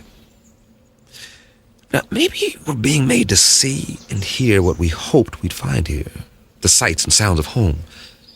But they got it wrong. It's 300 years before our time. Who's they? Or it could be that time itself is somehow suspended in this place. So we really are off the clock. It's all relative. Time may have, in a sense, speeded up for us or slowed down for them. You mean they might actually be moving? It's possible. Then why can't we see it? You can't see the movement of a clock's hands, nevertheless, they move. Yeah, when there are hands. Do you believe what you're saying? Of course not. Hey, everybody. Sir, ma'am, what's the matter with you people? Are we invisible or something? Don't take it personally. By the looks of them, they don't see anything. They might as well be statues. But they're not statues. Here, feel one. You, sir, shake hands with the captain. See what I mean? They feel like flesh and blood. Yeah, Kirby's right. More of the same. Whoever, or whatever, is responsible, they've created a perfect imitation of the real thing all over this asteroid. For what purpose? I don't have a clue.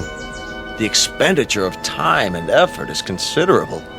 Not to mention the science involved. The skin on these pseudo-people must be a new polymer compound. And the clothing, all duplications of Earth fabrics. I wonder... never mind. Say it. Well, we must not be the first to land here. But this asteroid's not on the charts. Then who were they modeled after? Maybe somebody real is still here. Where? Could be anywhere. The streets, the buildings. I say we separate. We'll meet back here in an hour. Well, it's better than huddling together like frightened children. Right. Pete, you go that way, Carl. See where the street leads and take some readings while you're at it. All right. I'll cover the buildings along this side, starting with the hotel. Remember, 1 hour. Are your watches set? Yeah. Yes. Don't ask me what to set it to, though. Earth time or something else entirely.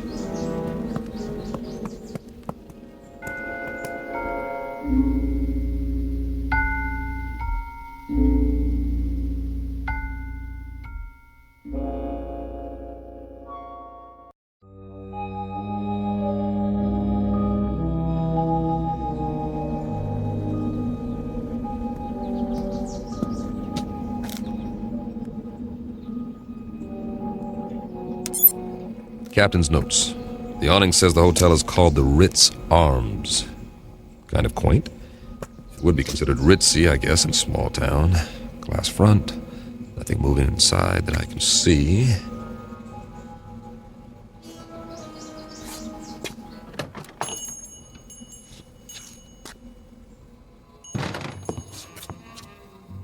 I should have brought the Visicam to record this. There's a clerk behind the desk, not moving, of course. And this is classic. There's an alcove off to one side. I can see 4 men seated around a table. A green lampshade, money. I think they're playing poker. Or they were before they stopped moving. And there's a waitress with a tray full of drinks. The big winner seems to be a little man with a gray mustache. Not your typical gambler, but he's all set to rake in the chips. He looks mighty happy. Hey, fella. Wonder what cards he's got here. I don't think he'll mind if I take a peek. 4 big, beautiful aces. Nice work. Oh, hold on. If I'm not mistaken, that's a waltz coming from upstairs.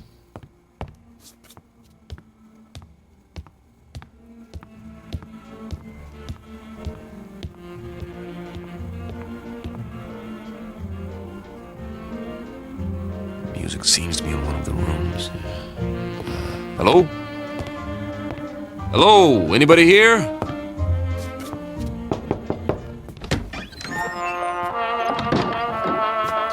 Oh, sorry. Excuse me.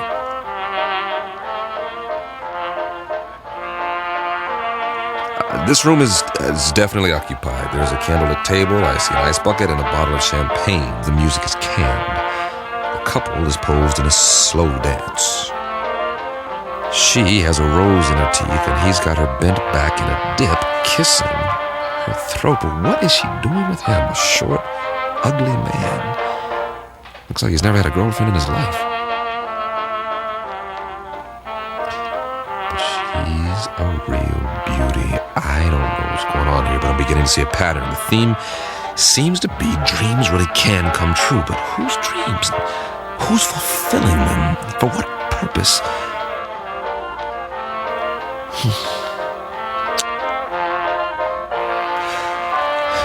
Weber out. For now.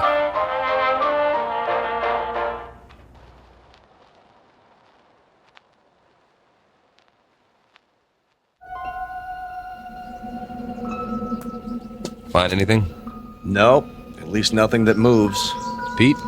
Not really, except for... What? You guys better see this for yourselves. Come with me.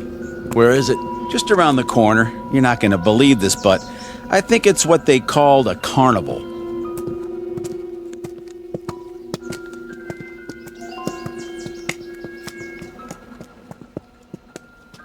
That's what it is, all right. The Midway.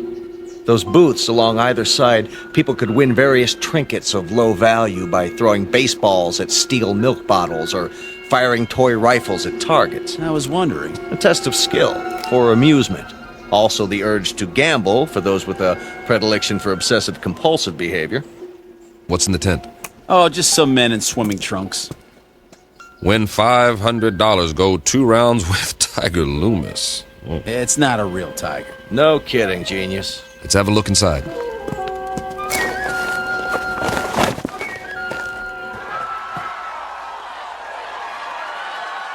That must be Tiger with the stripes on his trunks. Yeah, the one lying down in the ring. Boy, some crowd, huh? Almost as many as the town hall, complete with sound effects. 2 pugilists, duking it out, as they say. A primitive display of testosterone poisoning. Check out the other guy with his hand raised. That, my friends, is what's known as a potbelly. Yes, but why? Too many carbohydrates, not enough exercise, plus a certain genetic predisposition. But why would he be the one who wins? Must have been a lucky punch. Looks like old Tiger's down for the count. Interesting.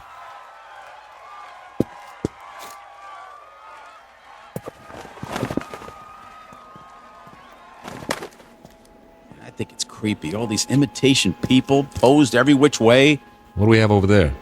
I believe it's called a sideshow. Scantily clad young ladies who dance for the crowd, which is primarily male. That's nothing. Check out the stage at the end. See? I was saving the best for last. Get an eyeful of this. Some sort of contest, a sign. Beauty queen chosen today. Step right up, gents. You got your blondes, your brunettes, your redheads, your tall ones, your short, stubby ones. Take your pick. I'd say the judges have already made their selection. Cast your eyes on Miss Lakewood County. Some bathing suit, huh? Mm-hmm. It was called a bikini, after the location of the first atom bomb test. Of course, if you like them a little more curvy, there's always Miss Midvale. A little on the hefty side for me. Personally, I like Miss Vernon County in the strapless white two-piece. And they all lost. Kind of breaks your heart, don't it? The one they've chosen with the ribbon and the crown. Miss Wanda Bertolini from Stockton, California. A little long in the tooth, isn't she? 39 if she's a day. Freckles, frizzy hair, the whole bit. And yet, she's won against all those beauties. There ain't no accounting for taste. Perhaps the competition was rigged. Yes. But why? Your Majesty, my compliments to the judges. I don't blame them. They think you're the prettiest one of all. Wear it with pride, but tell me something, Your Majesty. What's wrong with you? I mean, you can't even move a muscle, like everybody else in this crazy asteroid. Answer me. Go on. What's the matter? Cat got your tongue? Answer me. Easy, Pete. You can have it. Everything about this place is nuts. Where are you going? Wait!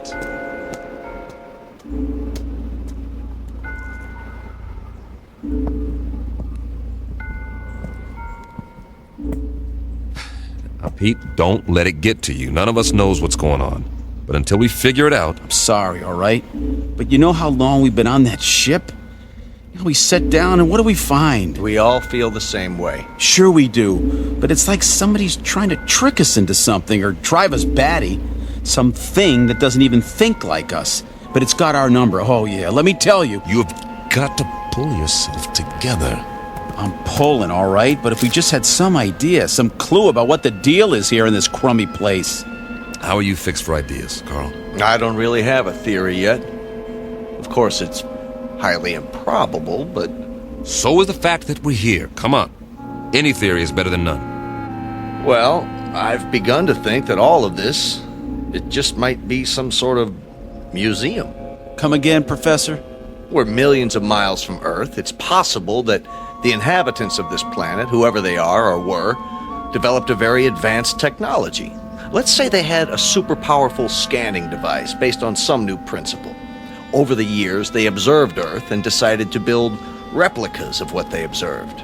Perhaps they even took specimens to use as models. That would explain the accounts of alien abductions. If that's true, where are these inhabitants now? Gone, perhaps, having moved on and left all this behind. They could be in hiding. Then we'd better explore the rest of it. Or as much as we can in one day. At least they had taste. Take the residential street we're on now. It's right out of the late 19th century. Old-growth trees, Victorian houses. Why this era? Why any of it? It must have interested them. Though for what practical purpose, I can't imagine. Maybe just to please themselves.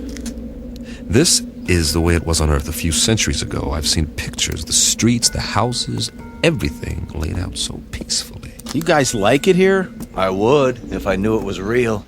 If I could be sure it wasn't all going to vanish in a puff of pink smoke. It's an okay place to visit, but I wouldn't want to live here. Well, you better get used to it. This is going to be home for a while. Charming. Which one? The largest house, there across the street. Well, that one's a mansion. Isn't it lovely? Think of the freedom, the space to move about. You want it, it's yours. Yes. That's true, isn't it?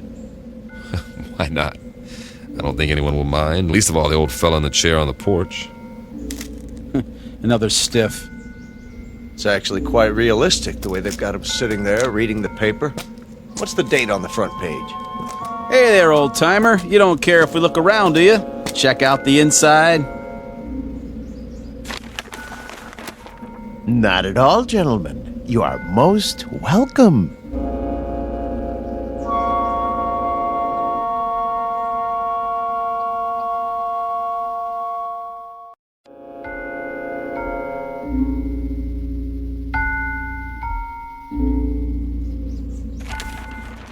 Jeez Louise!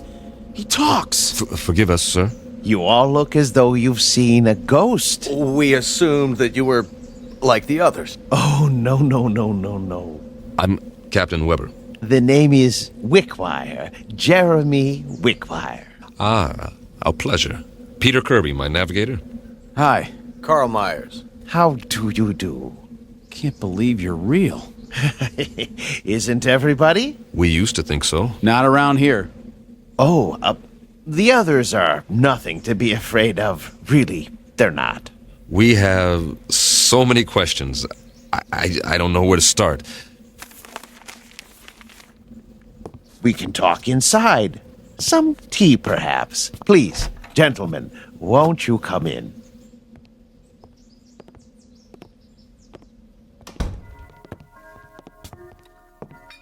One lump or two? Oh, don't go to any trouble. It's better than what we're used to. Believe me. I don't know about you, Captain, but I must have my tea this time of day. I wouldn't feel complete without it. Oh, it tastes great. Nice and hot. Beats the heck out of that tang. I'll say. A remarkable collection of artifacts you have here. Artifacts? The oriental rugs, the tapestries, all this furniture. I've never seen anything to compare. It provides a certain level of comfort. Must have cost you a fortune. Oh, not me personally. We had it built for a Mr. Let me see, Jenkinson, I believe it was. You mean the pieces aren't antiques? Oh, heavens no. They were made to the client's specifications. At the last moment, however, he changed his mind, decided he really wanted to be a knight in shining armor. So now he's over in the medieval section, slaying a dragon. Then there's more that we haven't seen. Dear me, yes, we have many sections. Rome, Egypt, the Wild West. But the one we're in right now is very popular. It represents a period when creature comforts were most abundant, before peace in the world became impossible. By the world, you mean? Earth. Mr. Wickwire. I don't know where to begin. You see, we are from Earth. Yes, of course. We were on a routine geological flight in search of ore to be mined. We ran into a meteor storm and, it knocked out some of our equipment and put us off course. That was 6 months ago. Really? That long? Feels a lot longer, believe me. Please, go on. We saw this asteroid and landed as well as we could. But there's no more fuel. We're going to have to stay here until we can repair the communications module and signal for help. They'll think our ship was destroyed without an SOS beacon. I see. Then you're not from the Glades. The what? I've been expecting them. I'm due for a delivery. From Earth? May I ask a question about the Earth? Did they, by any chance, have that atomic war? Not as such. A cluster of smaller wars almost simultaneously. Most of the Earth's surface was destroyed. We're still picking up the pieces. Oh, dear me, that is bad news. More tea, gentlemen. Mr. Wickwire, explain some things to us before we go out of our minds. Certainly, but you do look hungry. You can say that again. Let me fix us a light lunch first, Then we'll talk. No, Mr. Wickwire. Explain some things to us before we go out of our minds. If you like. Where are we? Why, you're in a memorial park. A memorial? More commonly known as a cemetery. Didn't you know? Please, make yourselves at home. I'll be back in no time. Did he say cemetery? Well, at least we know more than we did. You act like nothing's happened. Nothing has happened, yet. Just give it time. What would you suggest we do? I'd suggest that you... Settle down, fellas. Getting upset isn't going to help. Help who? There isn't anybody to help us. That old man's off his rocker. This place is some kind of loony bin. Shut up and sit down. Yeah, well, I tell you, I don't like it. We're sitting around having tea, and we don't even know where we are. It doesn't make any difference where we are. This is where we're going to stay until we can send a distress signal. Unless he happens to have some rocket fuel and a tail fin assembly lying around. So for now, all we can do is make the best of it. Yeah, we don't have to like it, do we? Be patient. Everything will be explained, I'm sure. You mean you trust that guy? A little more trust might have saved our world, Pete. I say something about him is screwy. What's he so happy and well-adjusted about? Well, look at the way he lives. He's got everything he wants, even if it is a reproduction. Quiet. Here he comes. I've brought some sandwiches and a bottle of wine. I trust we'll make quick work of it. You can say that again. I haven't had a drink in I don't know how long. And after that, coffee. It's brewing now. Meanwhile, a glass for each of us. Do you mind if I pour? Very kind of you, Mr. Wickwire. May I propose a toast? Please. To peace, my friends. Eternal, everlasting peace. I'll drink to that. We all will. Excellent wine. Glad you like it. This is a special occasion. I thought it was worth opening a bottle. Liebfraumilch, isn't it? Yes, indeed. Mr. Wickwire, we're still a bit confused. You said we were in a cemetery. What did you mean? Mean? Yeah, why would there be a cemetery here? Perhaps you could elaborate. Certainly. But before I explain the details, you must give me some information. If you like. If your dearest wish could be granted, what would it be? I'm not sure I understand. What would you like to be doing most? Where would you choose to be right now? That's easy. Back on the ship, headed for home. And you, Captain? I'll go along with that. So will I. Splendid. Oh, one other thing. When you left Earth, what was the date? September? No. The year. 2280. Really? 2280? When you arrived, I thought you were the men from Happy Glades, but you couldn't be. We're still not following you. What's Happy Glades? The world's greatest mortuary. At least, it used to be. The management hit upon this scheme as a service to the few who could afford it. This scheme being... Why, this little asteroid. Moriarty bought it and paid well to keep it off the maps. For what reason? Simple, really. You see, the plan was to recreate conditions in which the dearly departed would be most happy. A favorite setting, a desired event. For example, if one had always wanted to be elected mayor, he'd achieve his ambition here for all eternity. So those people outside, they're all... Oh, not all of them. Just the select few. The rest are imitations. Simulacra, we call them, for effect. In other words, this is the place where your dreams come true after you've stopped dreaming. Yes, that might be a way of putting it. Very good. But a cemetery in the middle of space? Your boss, Moriarty, he could have bought a piece of property anywhere, in the desert, say, away from everything. Oh, no, you don't understand at all. Happy Glades promises eternal peace, everlasting peace. You couldn't have that on Earth, now could you? Especially with the wars you've described. He has a point. Let's finish the wine, shall we? It doesn't keep well once it's opened. Thank you. Cheers. Would you like some music? What kind? A somewhat limited repertoire, but there are all kinds of pieces for the player piano, popular, classical. Classical might be nice. Ah, yes. Something soothing to fit the mood. Mozart or Brahms.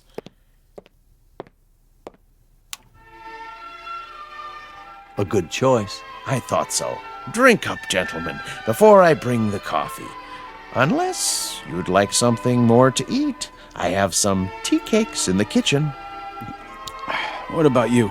Me? Yes. How do you fit in? Why, I'm the caretaker. It's my job to make sure that our guests are not disturbed. This mortuary, or whatever it is, when was it built? Let me see. The year was 2177, I believe. It's almost 100 years ago. That makes you a little on the elderly side, doesn't it, Mr. Wickwire? Oh, you force me to an embarrassing admission. You see, I'm not actually human. When you're gone, I'll go back to sleep, as it were, until I'm needed again. I go on and off, like a machine. You understand now? Sure. Nothing complicated about that. He goes on and off. I've apparently been turned off for several decades. One thing, Mr. Wickwire, we're not going anywhere. We can't. We're staying here, at least for the time being. Yes, I know. You said something about when we're gone. Oh, a figure of speech, Captain. I meant departed. Gone on, as it were. Jim, you know what he's saying. What's the matter, Carl? You're pale. And you're perspiring. What in the... Something wrong with the wine. The old man. He didn't drink any of his. You're right. Why? Why didn't you, McGuire? I told you not to trust him. I told you. Oh, he's poisoned us. We meant you no harm. I realize that, and I'm sorry. Truly I am.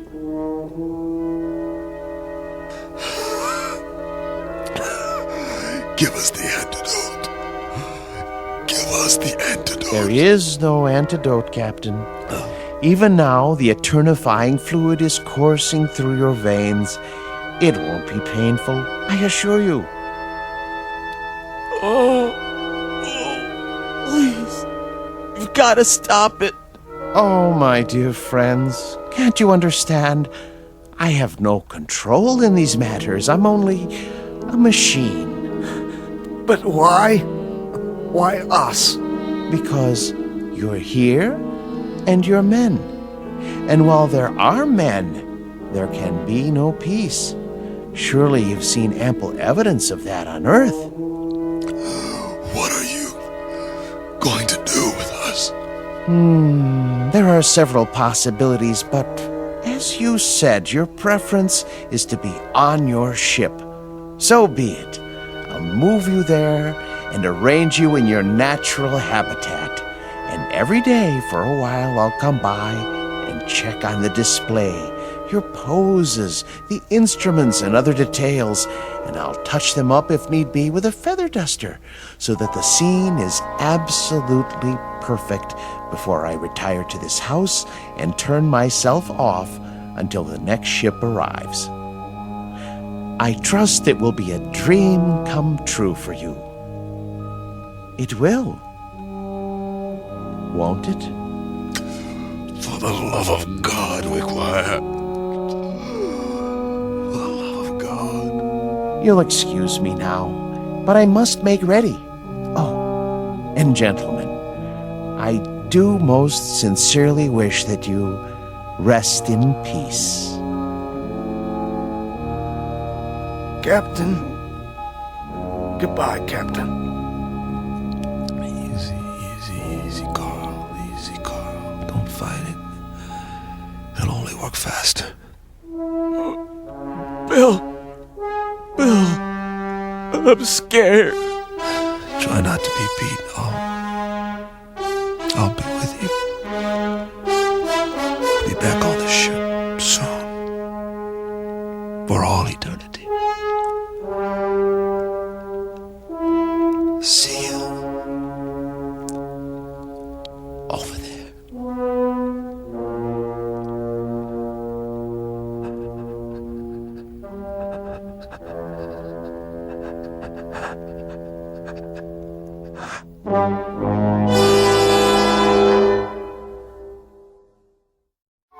Captain Weber, his navigator Kirby, and Meyer, the geologist, on their last voyage.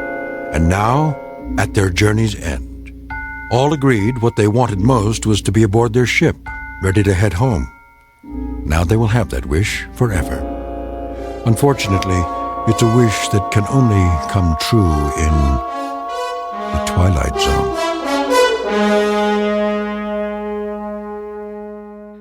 The Twilight Zone continues in just a moment. You are about to enter another dimension. A dimension not only of sight and sound, but of mind. A journey into a wondrous land of imagination. Next stop, the Twilight Zone. Hi, this is Stacy Keach. I'd like to take a moment to tell you about our Twilight Zone website at twilightzoneradio.com. At twilightzoneradio.com, you'll find the latest information on these Twilight Zone radio dramas, including behind-the-scenes photographs, plus the newest product releases, trivia contests, ways to contact us, other Twilight Zone-related info and merchandise, plus links to other fascinating websites. So make your next stop twilightzoneradio.com. Visit TwilightZoneRadio.com to purchase these Twilight Zone radio dramas on cassette and CD, or call toll-free 1-866-989-ZONE. That's 1-866-989-9663.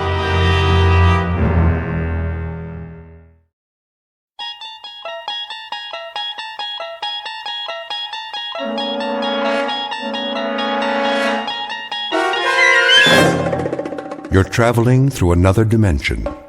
A dimension not only of sight and sound, but of mind. A journey into a wondrous land whose boundaries are those of imagination. Your next stop, the Twilight Zone.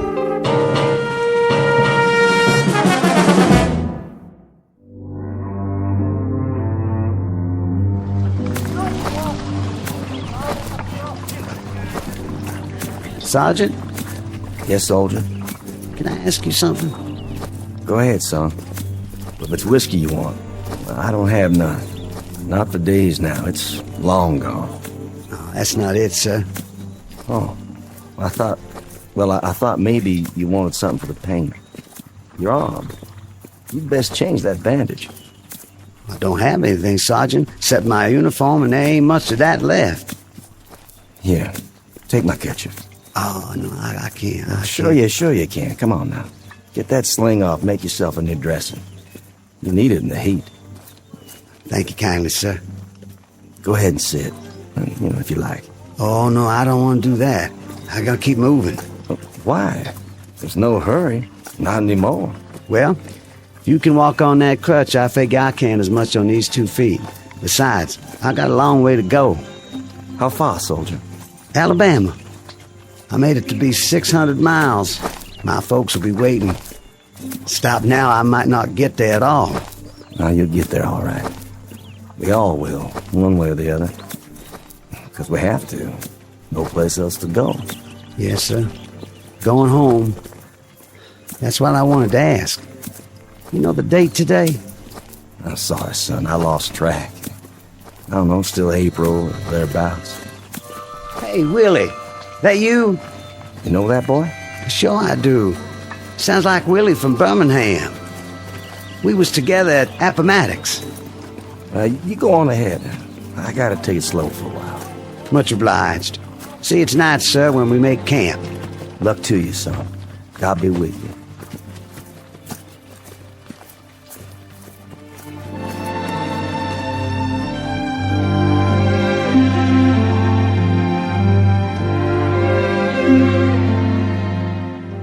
This is the year of our Lord, 1865, and these are Confederate soldiers not long after General Robert E. Lee handed over his sword to General Grant. Lee's troops have been released from duty, and for most that means traveling on foot, carrying with them the last vestiges of dignity and defeat. They walk these roads by the thousands, by the tens of thousands, with one goal in mind, to get home. They survived a war that cost more than 1 million lives, and those left are the walking wounded, bandaged, dirty, bearded, and exhausted, moving past burned-out homes in a burned-out land that now relinquishes a burned-out cause.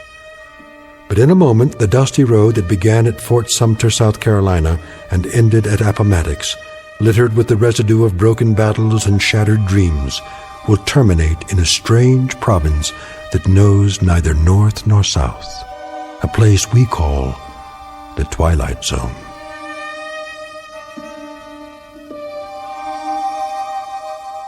And now, back to the Twilight Zone with The Passers-By, starring Morgan Brittany, with Stacy Keach as your narrator.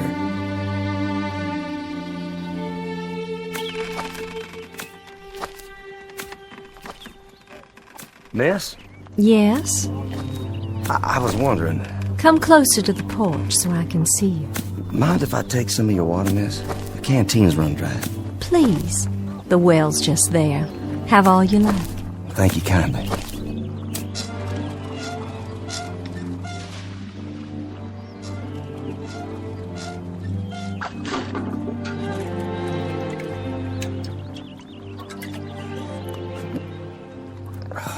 Oh, you don't know how good that tastes. I see by your uniform. Sergeant, isn't it? Well, it was. Don't know that it matters much now. Beautiful house you have here. It was. We used to call it our mansion. Beautiful tree, too. The oak here, strong. The kind that lasts. Yes, it survived. It was here before the house was built, and now it's the only one left. War claims a lot of victims. Different kinds. Men, animals, God's own beauty. You mind if I sit here a spell? Not at all. It's nice to talk to someone. I feel as if I haven't had a conversation in years.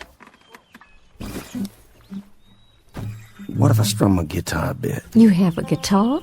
Carried it all through the war. Would it bother you? Oh, it would be lovely. My husband used to play a guitar. Did he? Oh, he played so well. He's where, ma'am? He was killed at Yellow Tavern with General Stewart. I'm sorry. You have a wife back home? No kin at all. It was just my father, but he died the first year of the war. I'm sorry. It's all right. It's been a while now. I mean the crutch. I didn't see it. You've lost your leg. No matter, ma'am. Didn't exactly lose it anyway. I know just where they buried it. Outside of Chickamauga. It must be hard walking for you.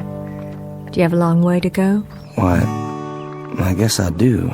I kinda lost track. Have you been on the road long? Reckon I have. Since the beginning of time. Leastways, that's the way it seems. I don't quite remember when I wasn't moving down a road someplace. Like all those men passing by day and night. Oh, I got plenty of company. But it's different now.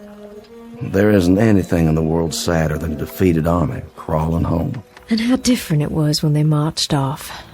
Brand new gray and gold braid and 1,000 flags. With trumpets and drums. Nothing but trumpets and drums. I thought it sounded so wonderful. I remember. Gonna lick the Yanks in a month. That's what they said. In a month. How wrong they were. And we stood by in our summer dresses and cheered them on and threw flowers and felt so grand. Just a few tears.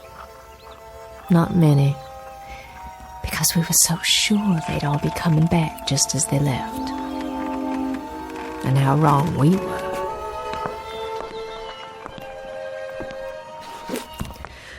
Oh my. Anything wrong?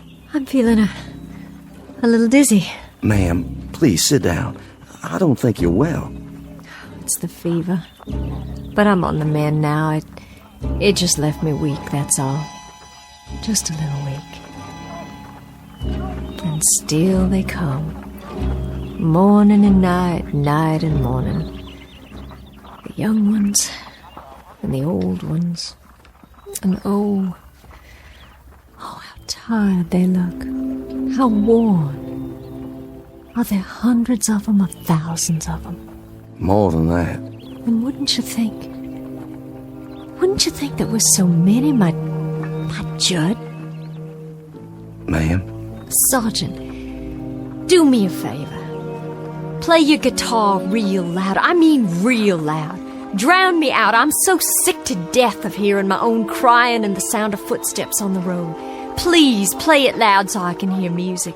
Please, Sergeant. My pleasure.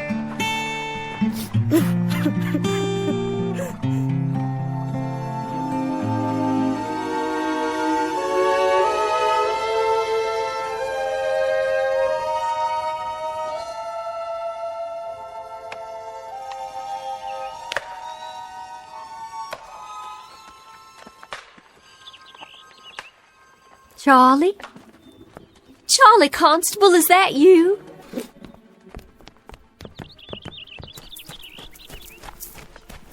Charlie, it's Lavinia. Charlie, we thought you'd been killed. That's what everyone said. They said you'd been shot in the head at Gettysburg. Afternoon, ma'am. Sorry to disturb you, ma'am. Good day to you. It's Charlie I want to talk to. Can't you hear me? Couldn't you stop a minute, Charlie? Couldn't you stop a minute and talk? I'm so glad you're all right. I'm so glad you got back. I'm almost there, Lavinia. Almost there. I don't think I'll need all this weight. You can store my blanket roll for me, but I gotta keep moving. I'm almost there now, you see. I'll be there by nightfall. Oh, Charlie. Your wife will be so glad to see you. So very, very glad. Goodbye, Lavinia. Will you give Susan my best, Charlie? Tell her when you get settled to please come over. Would you do that for me? No, I'll expect she'll want to keep you to herself for some time. I know if it were Judd come home to me, I'd hold him close.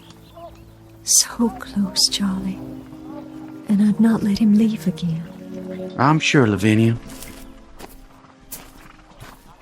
Charlie, wait. You might need some of your bedroll.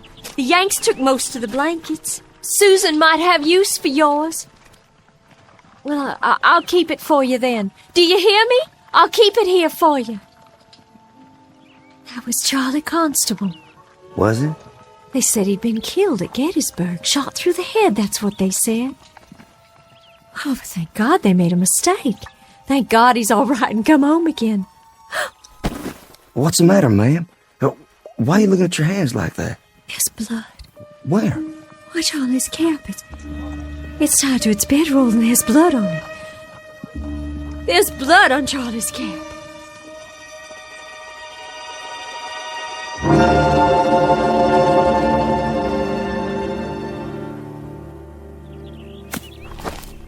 Ma'am? Yes? It's Sergeant Baxter, ma'am. Well, I know that. Who else would it be? You finished so soon? I got a feeling for wood, carving it or chopping it. I got enough cut there so you can at least start the winter. Well, I thank you sincerely. You don't know how much that helps me. No, I thank you. I'm obliged for the dinner. Such as it was. It beats salt pork and hardtack, which is what I've been used to for as long as I can remember. I was hoping you'd play your guitar one more time. Would you? Made this myself. You didn't. You know how to make musical instruments. After a fashion, not as good as the ones I made at home. I had more time then. You have to pick the right tree, a good solid one with character. You cut a branch and strip off the bark and take the wood in layers, but carefully, just right. Then you soak it and bend it into the shape you want. And well, there's plenty to it, believe me. And then after it's dry, it has to be planed and glued and whittled till it's perfect. And then comes the tuning. You know, they say a good guitar takes on the voice of the man who made it. If he has a voice to start with. Seems some men don't. No matter what they play, it just comes out flat and dead. I'll bet all your guitars sound beautiful. Just like this one. My old man used to say that I'd wind up nothing but a bum troubadour. Did he? My old man. But he was a proud one when I marched off. Proud as an old rooster, because his son was going off to war to become a man. And I come back, half a man. That song of yours. Black is the color? Judd, my husband, he used to sing that. Oh, I wish you could have met him. I wish so too. A very gentle man. A very nice and decent man. And I can remember nights he'd sit out on this porch and play and sing. Even the crickets would keep quiet. The bullfrogs down at the pond. It was just as if they'd stopped their noise so they could hear the music. And then the Yankees came. Like blue locusts who had to eat away the trees and the land and everything on it. I owe them for much. For our house, our lawn, our trees, for everything that was. Including my husband's life, I owe them for very much. Ma'am? Hmm? Why don't you leave here? This place is no good for you. This place is all I have. Just an empty shell of an old house and a burned-out field. But it belongs to me, and it's all I've got. You need something else, something different. Being here alone and sick and staring out toward that road, that ain't gonna cure anything. Fever, sadness, heartache. It won't cure nothing at all. What do you suppose happened to him? Your husband? The Yankee who killed my husband. Do you suppose he's marching home now, back to his own kin? Do you suppose he's laughing and singing and telling all his neighborhood about the rebels he killed? All the bullets and the heads he shot them through? I don't reckon that at all. You shouldn't either, ma'am. There's been a lifetime of suffering on both sides. I got a gun inside the house. An old shotgun. And I keep thinking about how someday, some moment, a Yankee will ride by, and I'll take out that gun, and I'll aim it at him. I'll aim it steady. But first, I'll tell him. I'll tell him that he can consider this the last shot of the Civil War. A bullet in exchange for the one my husband took. You let that kind of poison sit on your mind, you'll die from it, I swear. Who's coming? Can't see yet. It's him. What do you mean? The Yankee. Well, hold on now. It's a hot night. Hot indeed, Lieutenant. Couldn't see if anyone still lives here. They do. You traveling a long way? Oh, just up the road. But I've been on it a long time. You too, Sergeant? Long time. I've got a half-full canteen, but my horse is running dry. Well, there's water in the well. I don't think they'd mind. Much appreciated. I know you, don't I? That's possible. I mean, I've seen you before. I seem to remember. Go on. What is it you remember? You'd best heed the sergeant's answer, because it's the last thing you'll ever hear. No, ma'am. Put the gun down. You don't understand. The last thing you'll hear on this earth. This I promise you.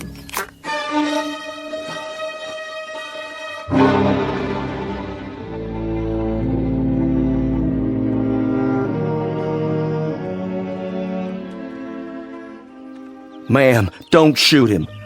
The lieutenant here tried to save my life. Stand aside. Hear me out first. I was lying on the side of a road. A mini ball had landed amongst us and took off my leg, and I laid there bleeding. And then he come by, a patrol of Yanks, and he propped me up, and he tried to stop the bleeding. I remember looking straight at him and saying, I said to him, "Danged if you ain't the most changeable breed in the world. First you do your best to kill me, then you call off the war long enough to try and save me." You remember that, Lieutenant? I thought to myself then that if General Lee had many more of your kind, we'd take a lot of lumps before we could lick you. Well, we sure give you some. That you did. Lieutenant, this is Lavinia Godwin. You've thanked him, Sergeant. Now be so good as to step out of the way so I can thank him for a few other services. Ma'am, the lieutenant here, he stood out on the open road and tended to me while both sides were shooting up a storm over his head. And yet he stayed there, and he tried to save my life. I've got this shotgun leveled straight at his head, and my hand is steady. I've waited a long time. I aim to blow his head right off his shoulders. This your pleasure, ma'am? And duty. A little bit of both, perhaps. Well, then you'd best get on with it. Ma'am, I can't let you do that. I just can't. You can't stop me with that guitar. I've got the gun. Then I'll stop you with my hands. You'd better stand down, Sergeant. I've got my finger on the trigger. And this is for you, Yankee.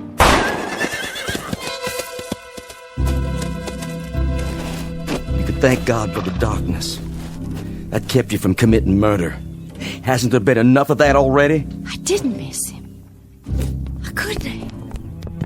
I couldn't have missed him.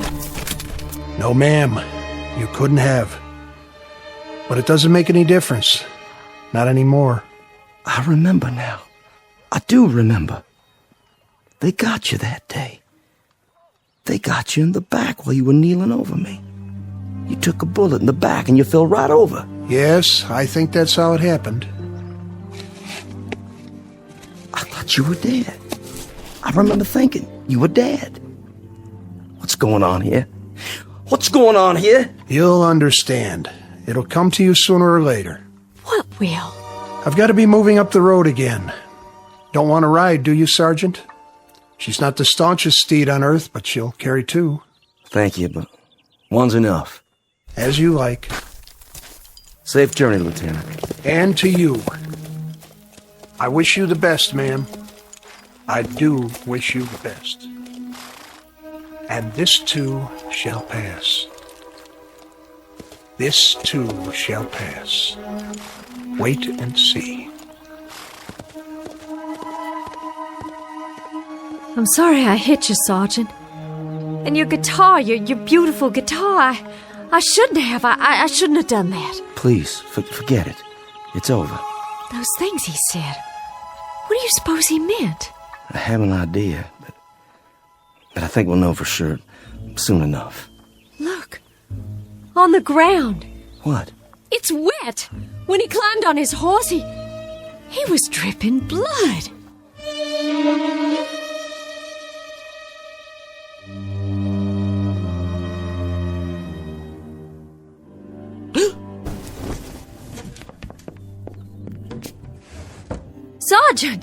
Sergeant Baxter! Ma'am? Would you come in the house, please? Can I help you? Do you hear that, Sergeant? Hear what, ma'am? That's just it.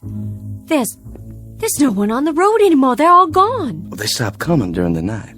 It's been quiet ever since. Real quiet. Why are you carrying your bedroll?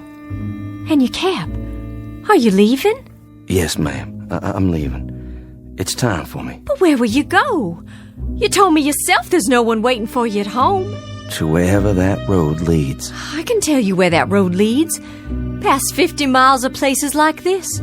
Past houses that were burned out and abandoned after the Bluecoats got finished with them.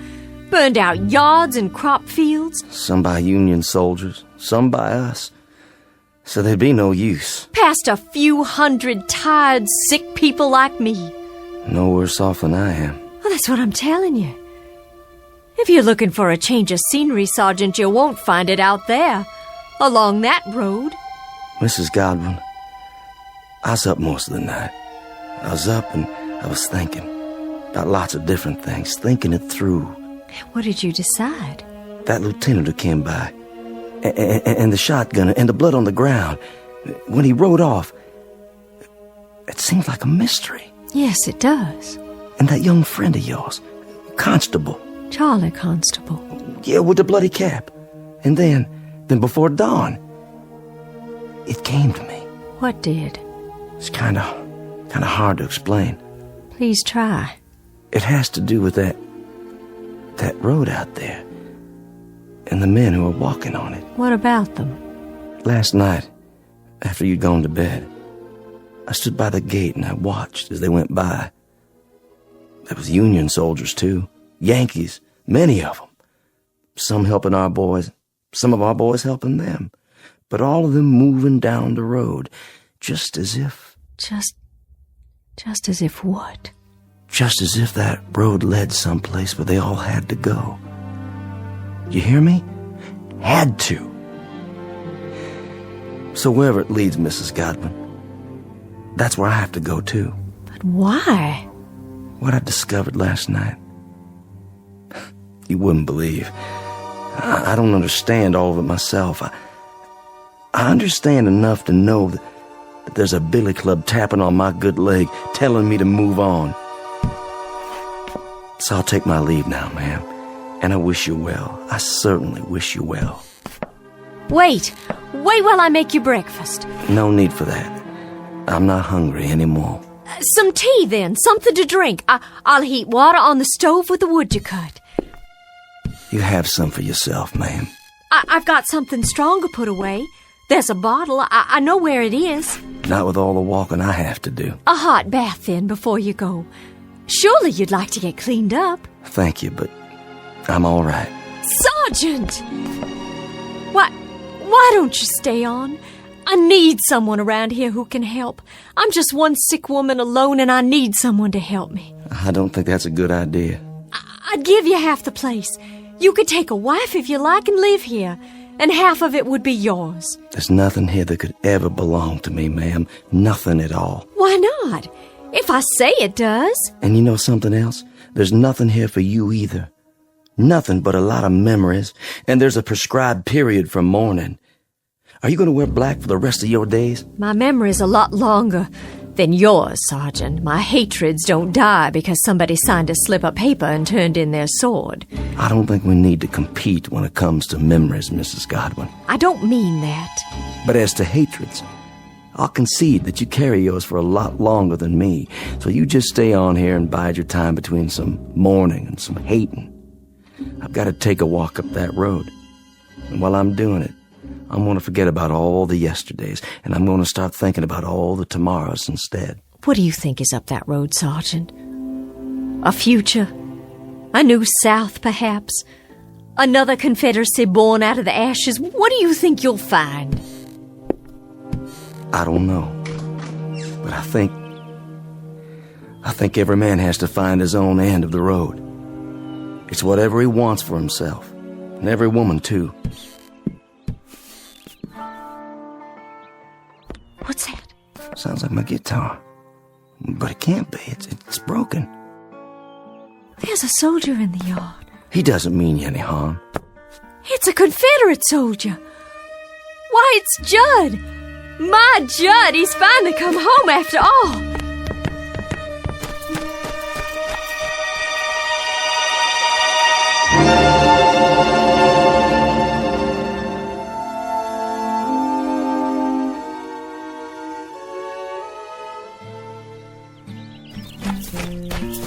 Oh, Judd, it is you. Lavinia? Hello, my dear. Oh, Judd, homie, tell me it's really true. And how fares my darling wife? Oh, I've been ill, Judd, very ill. Oh, no. But I'll be well again. I'll be well again because you've come home. Because you're alive and by some miracle you've come home to me.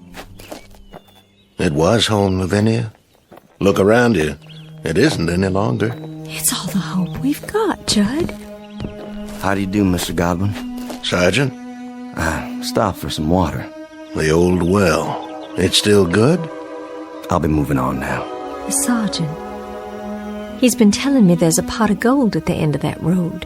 Has he? And I told him, Judd, and now I have to tell you, I understand. Understand what? There's nothing at the end of that road except more road. And more places like this. But we can rebuild it all. We can paint it and plow up the fields. We can buy seed and we can... Lavinia. Judd, what is it? Sergeant? Yes, sir? Do you know? I think I do, yes. It's easier that way. I'm not sure, but I think I do. Goodbye, Mrs. Godwin. Goodbye, Sergeant. I'll no doubt be seeing you farther on. What does he mean? It's time now, Lavinia. Time? We've got to go. Judd, there's no place to go. This is just a stop along the route, Lavinia. A stop? This is home. Home is somewhere else. And you're saying we have to leave? Yes, Lavinia. We have to leave. Oh, you brought your guitar. I'm glad. This isn't mine. It's that sergeant's. But... See? You remember this guitar, Lavinia. It was all broken, wasn't it? And now it's all in one piece again. Why, yes, it was. How did you know? It was broken, but now it's been put together. And it can be played again, and music can come from it. It's sort of like a human being, Lavinia.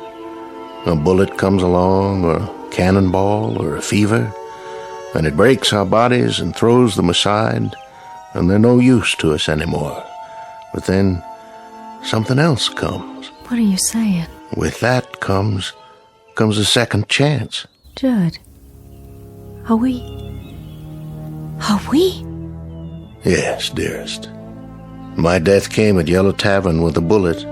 Yours came here with the fever. No. Then you mean all those men? All those men are heading to the end of the road, to whatever it is that each of them yearns for. Yearns? To a place or moment that is their heart's desire, theirs and theirs alone. Are you ready? I'm alive, Judd.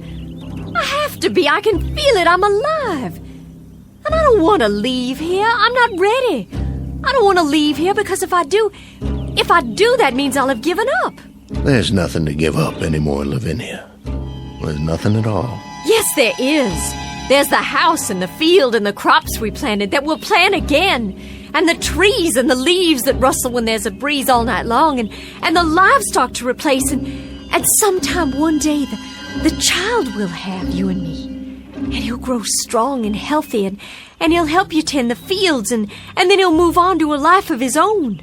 His life and his children. Our grandchildren. And we'll grow old together on the piece of land that's our own. And in that way, life goes on. Oh, there's so much life still left. So much living still in me, I can't give it up. Don't you feel it? If you don't, I have enough for both of us. It's all I ever wanted, to be here with you. I'll see you later on, then, when you've made your peace. I'll wait for you, just as you waited for me. Oh, Judd, please. Please don't leave me. I'm not leaving you, my darling. I told you, I'll meet you at the end of the road, unless... Then you'll come back? You will. You'll find out what I already know. There isn't anything at the end of the road. There isn't anything at all you can't see right here. You'll come back, Judd. I know you will. That's as it may be, but I'll be waiting for you. Judd! Judd, please come back. Please come back to me. Go after him, my dear. Who are you? Just a fellow traveler. You must be tired. And hot in that black suit and that tall hat. Odd, isn't it? Passing strange how it doesn't seem to bother me now. I have some water if you like. That would be a most extraordinary kindness. Over here. There's a well. The water's cool and sweet. Here, drink your fill.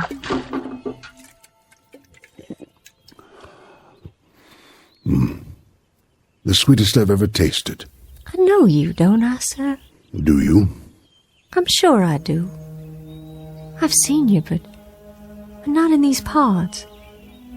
In town? No, I don't think so. Don't worry yourself. Not on my account. But your face and that beard. May I tell you something, my dear? Please. Go after him. You must. Oh, but he'll be back. I know he will. My Judd will be back. Wait no longer. There's no reason. He's going someplace that you'll like, I promise you. Someplace where you'll find peace. But how do you know? How? It's something we learn about death. Something we all come to understand. You see, my dear lady, this road, it isn't the end. It's the beginning. There's peace up there, serenity and freedom for all, from anguish. It's whatever you want most, what you have always sought but could not name. You sound so sure. I am. Go to him, my dear. Go to your loving husband. Go there with him. I can see him on the road, can't you? Standing in the sun with his arms outstretched, waiting to receive you. Your face. I know that face. I've seen it in the newspapers. But you were shot, sir. I read it. You were shot by an assassin at Ford's Theater, Washington. But that's so far from here. How? So far that I can hardly remember. It all falls away, like seeds in the earth. And so now, Mr. President, you're one of the... Yes, my dear. I guess you might say that I am the final casualty of the Civil War. And now I'm the last man on this road, the very last. I think it only fitting that I be the last of the passers-by.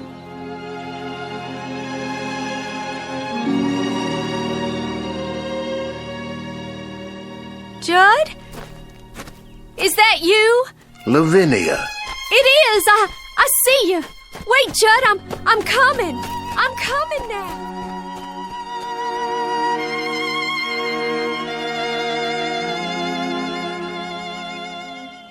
Lavinia Godwin, the mistress of a burned-out home, the image of woman in the aftermath of war, all women in all wars, suffering the final wound and the deepest, and now, at last, ready to be healed. Incident on a dirt road during the month of April 1865. And as we've already pointed out, it's a road that won't be found on any map, but it's only one of many that lead into and out of the Twilight Zone.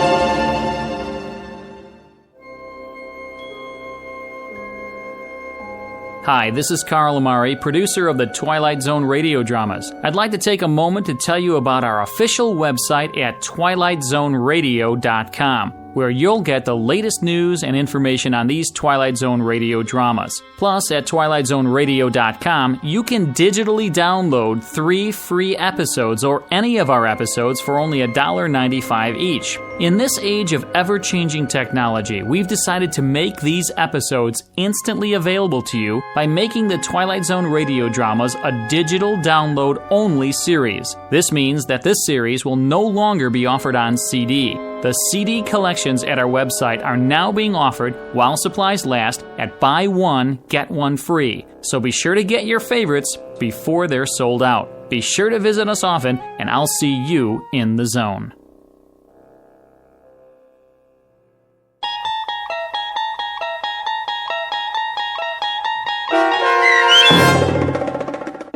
The Passers-By, starring Morgan Brittany with Stacy Keach as your narrator, was adapted for radio by Dennis Etchison and based on a script by Rod Serling. Heard in the cast were Doug James, Jeff Lupetin, Turk Muller, Roderick Peoples, Norm Woodell, Carl Amari, Roger Wolski, Paul Patch, Don Longo, and Lynn Foley.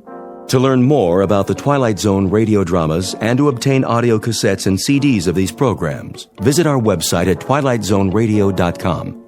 This copyrighted radio series is produced and directed by Carl Amari and Roger Wolski for Falcon Picture Group. Doug James speaking.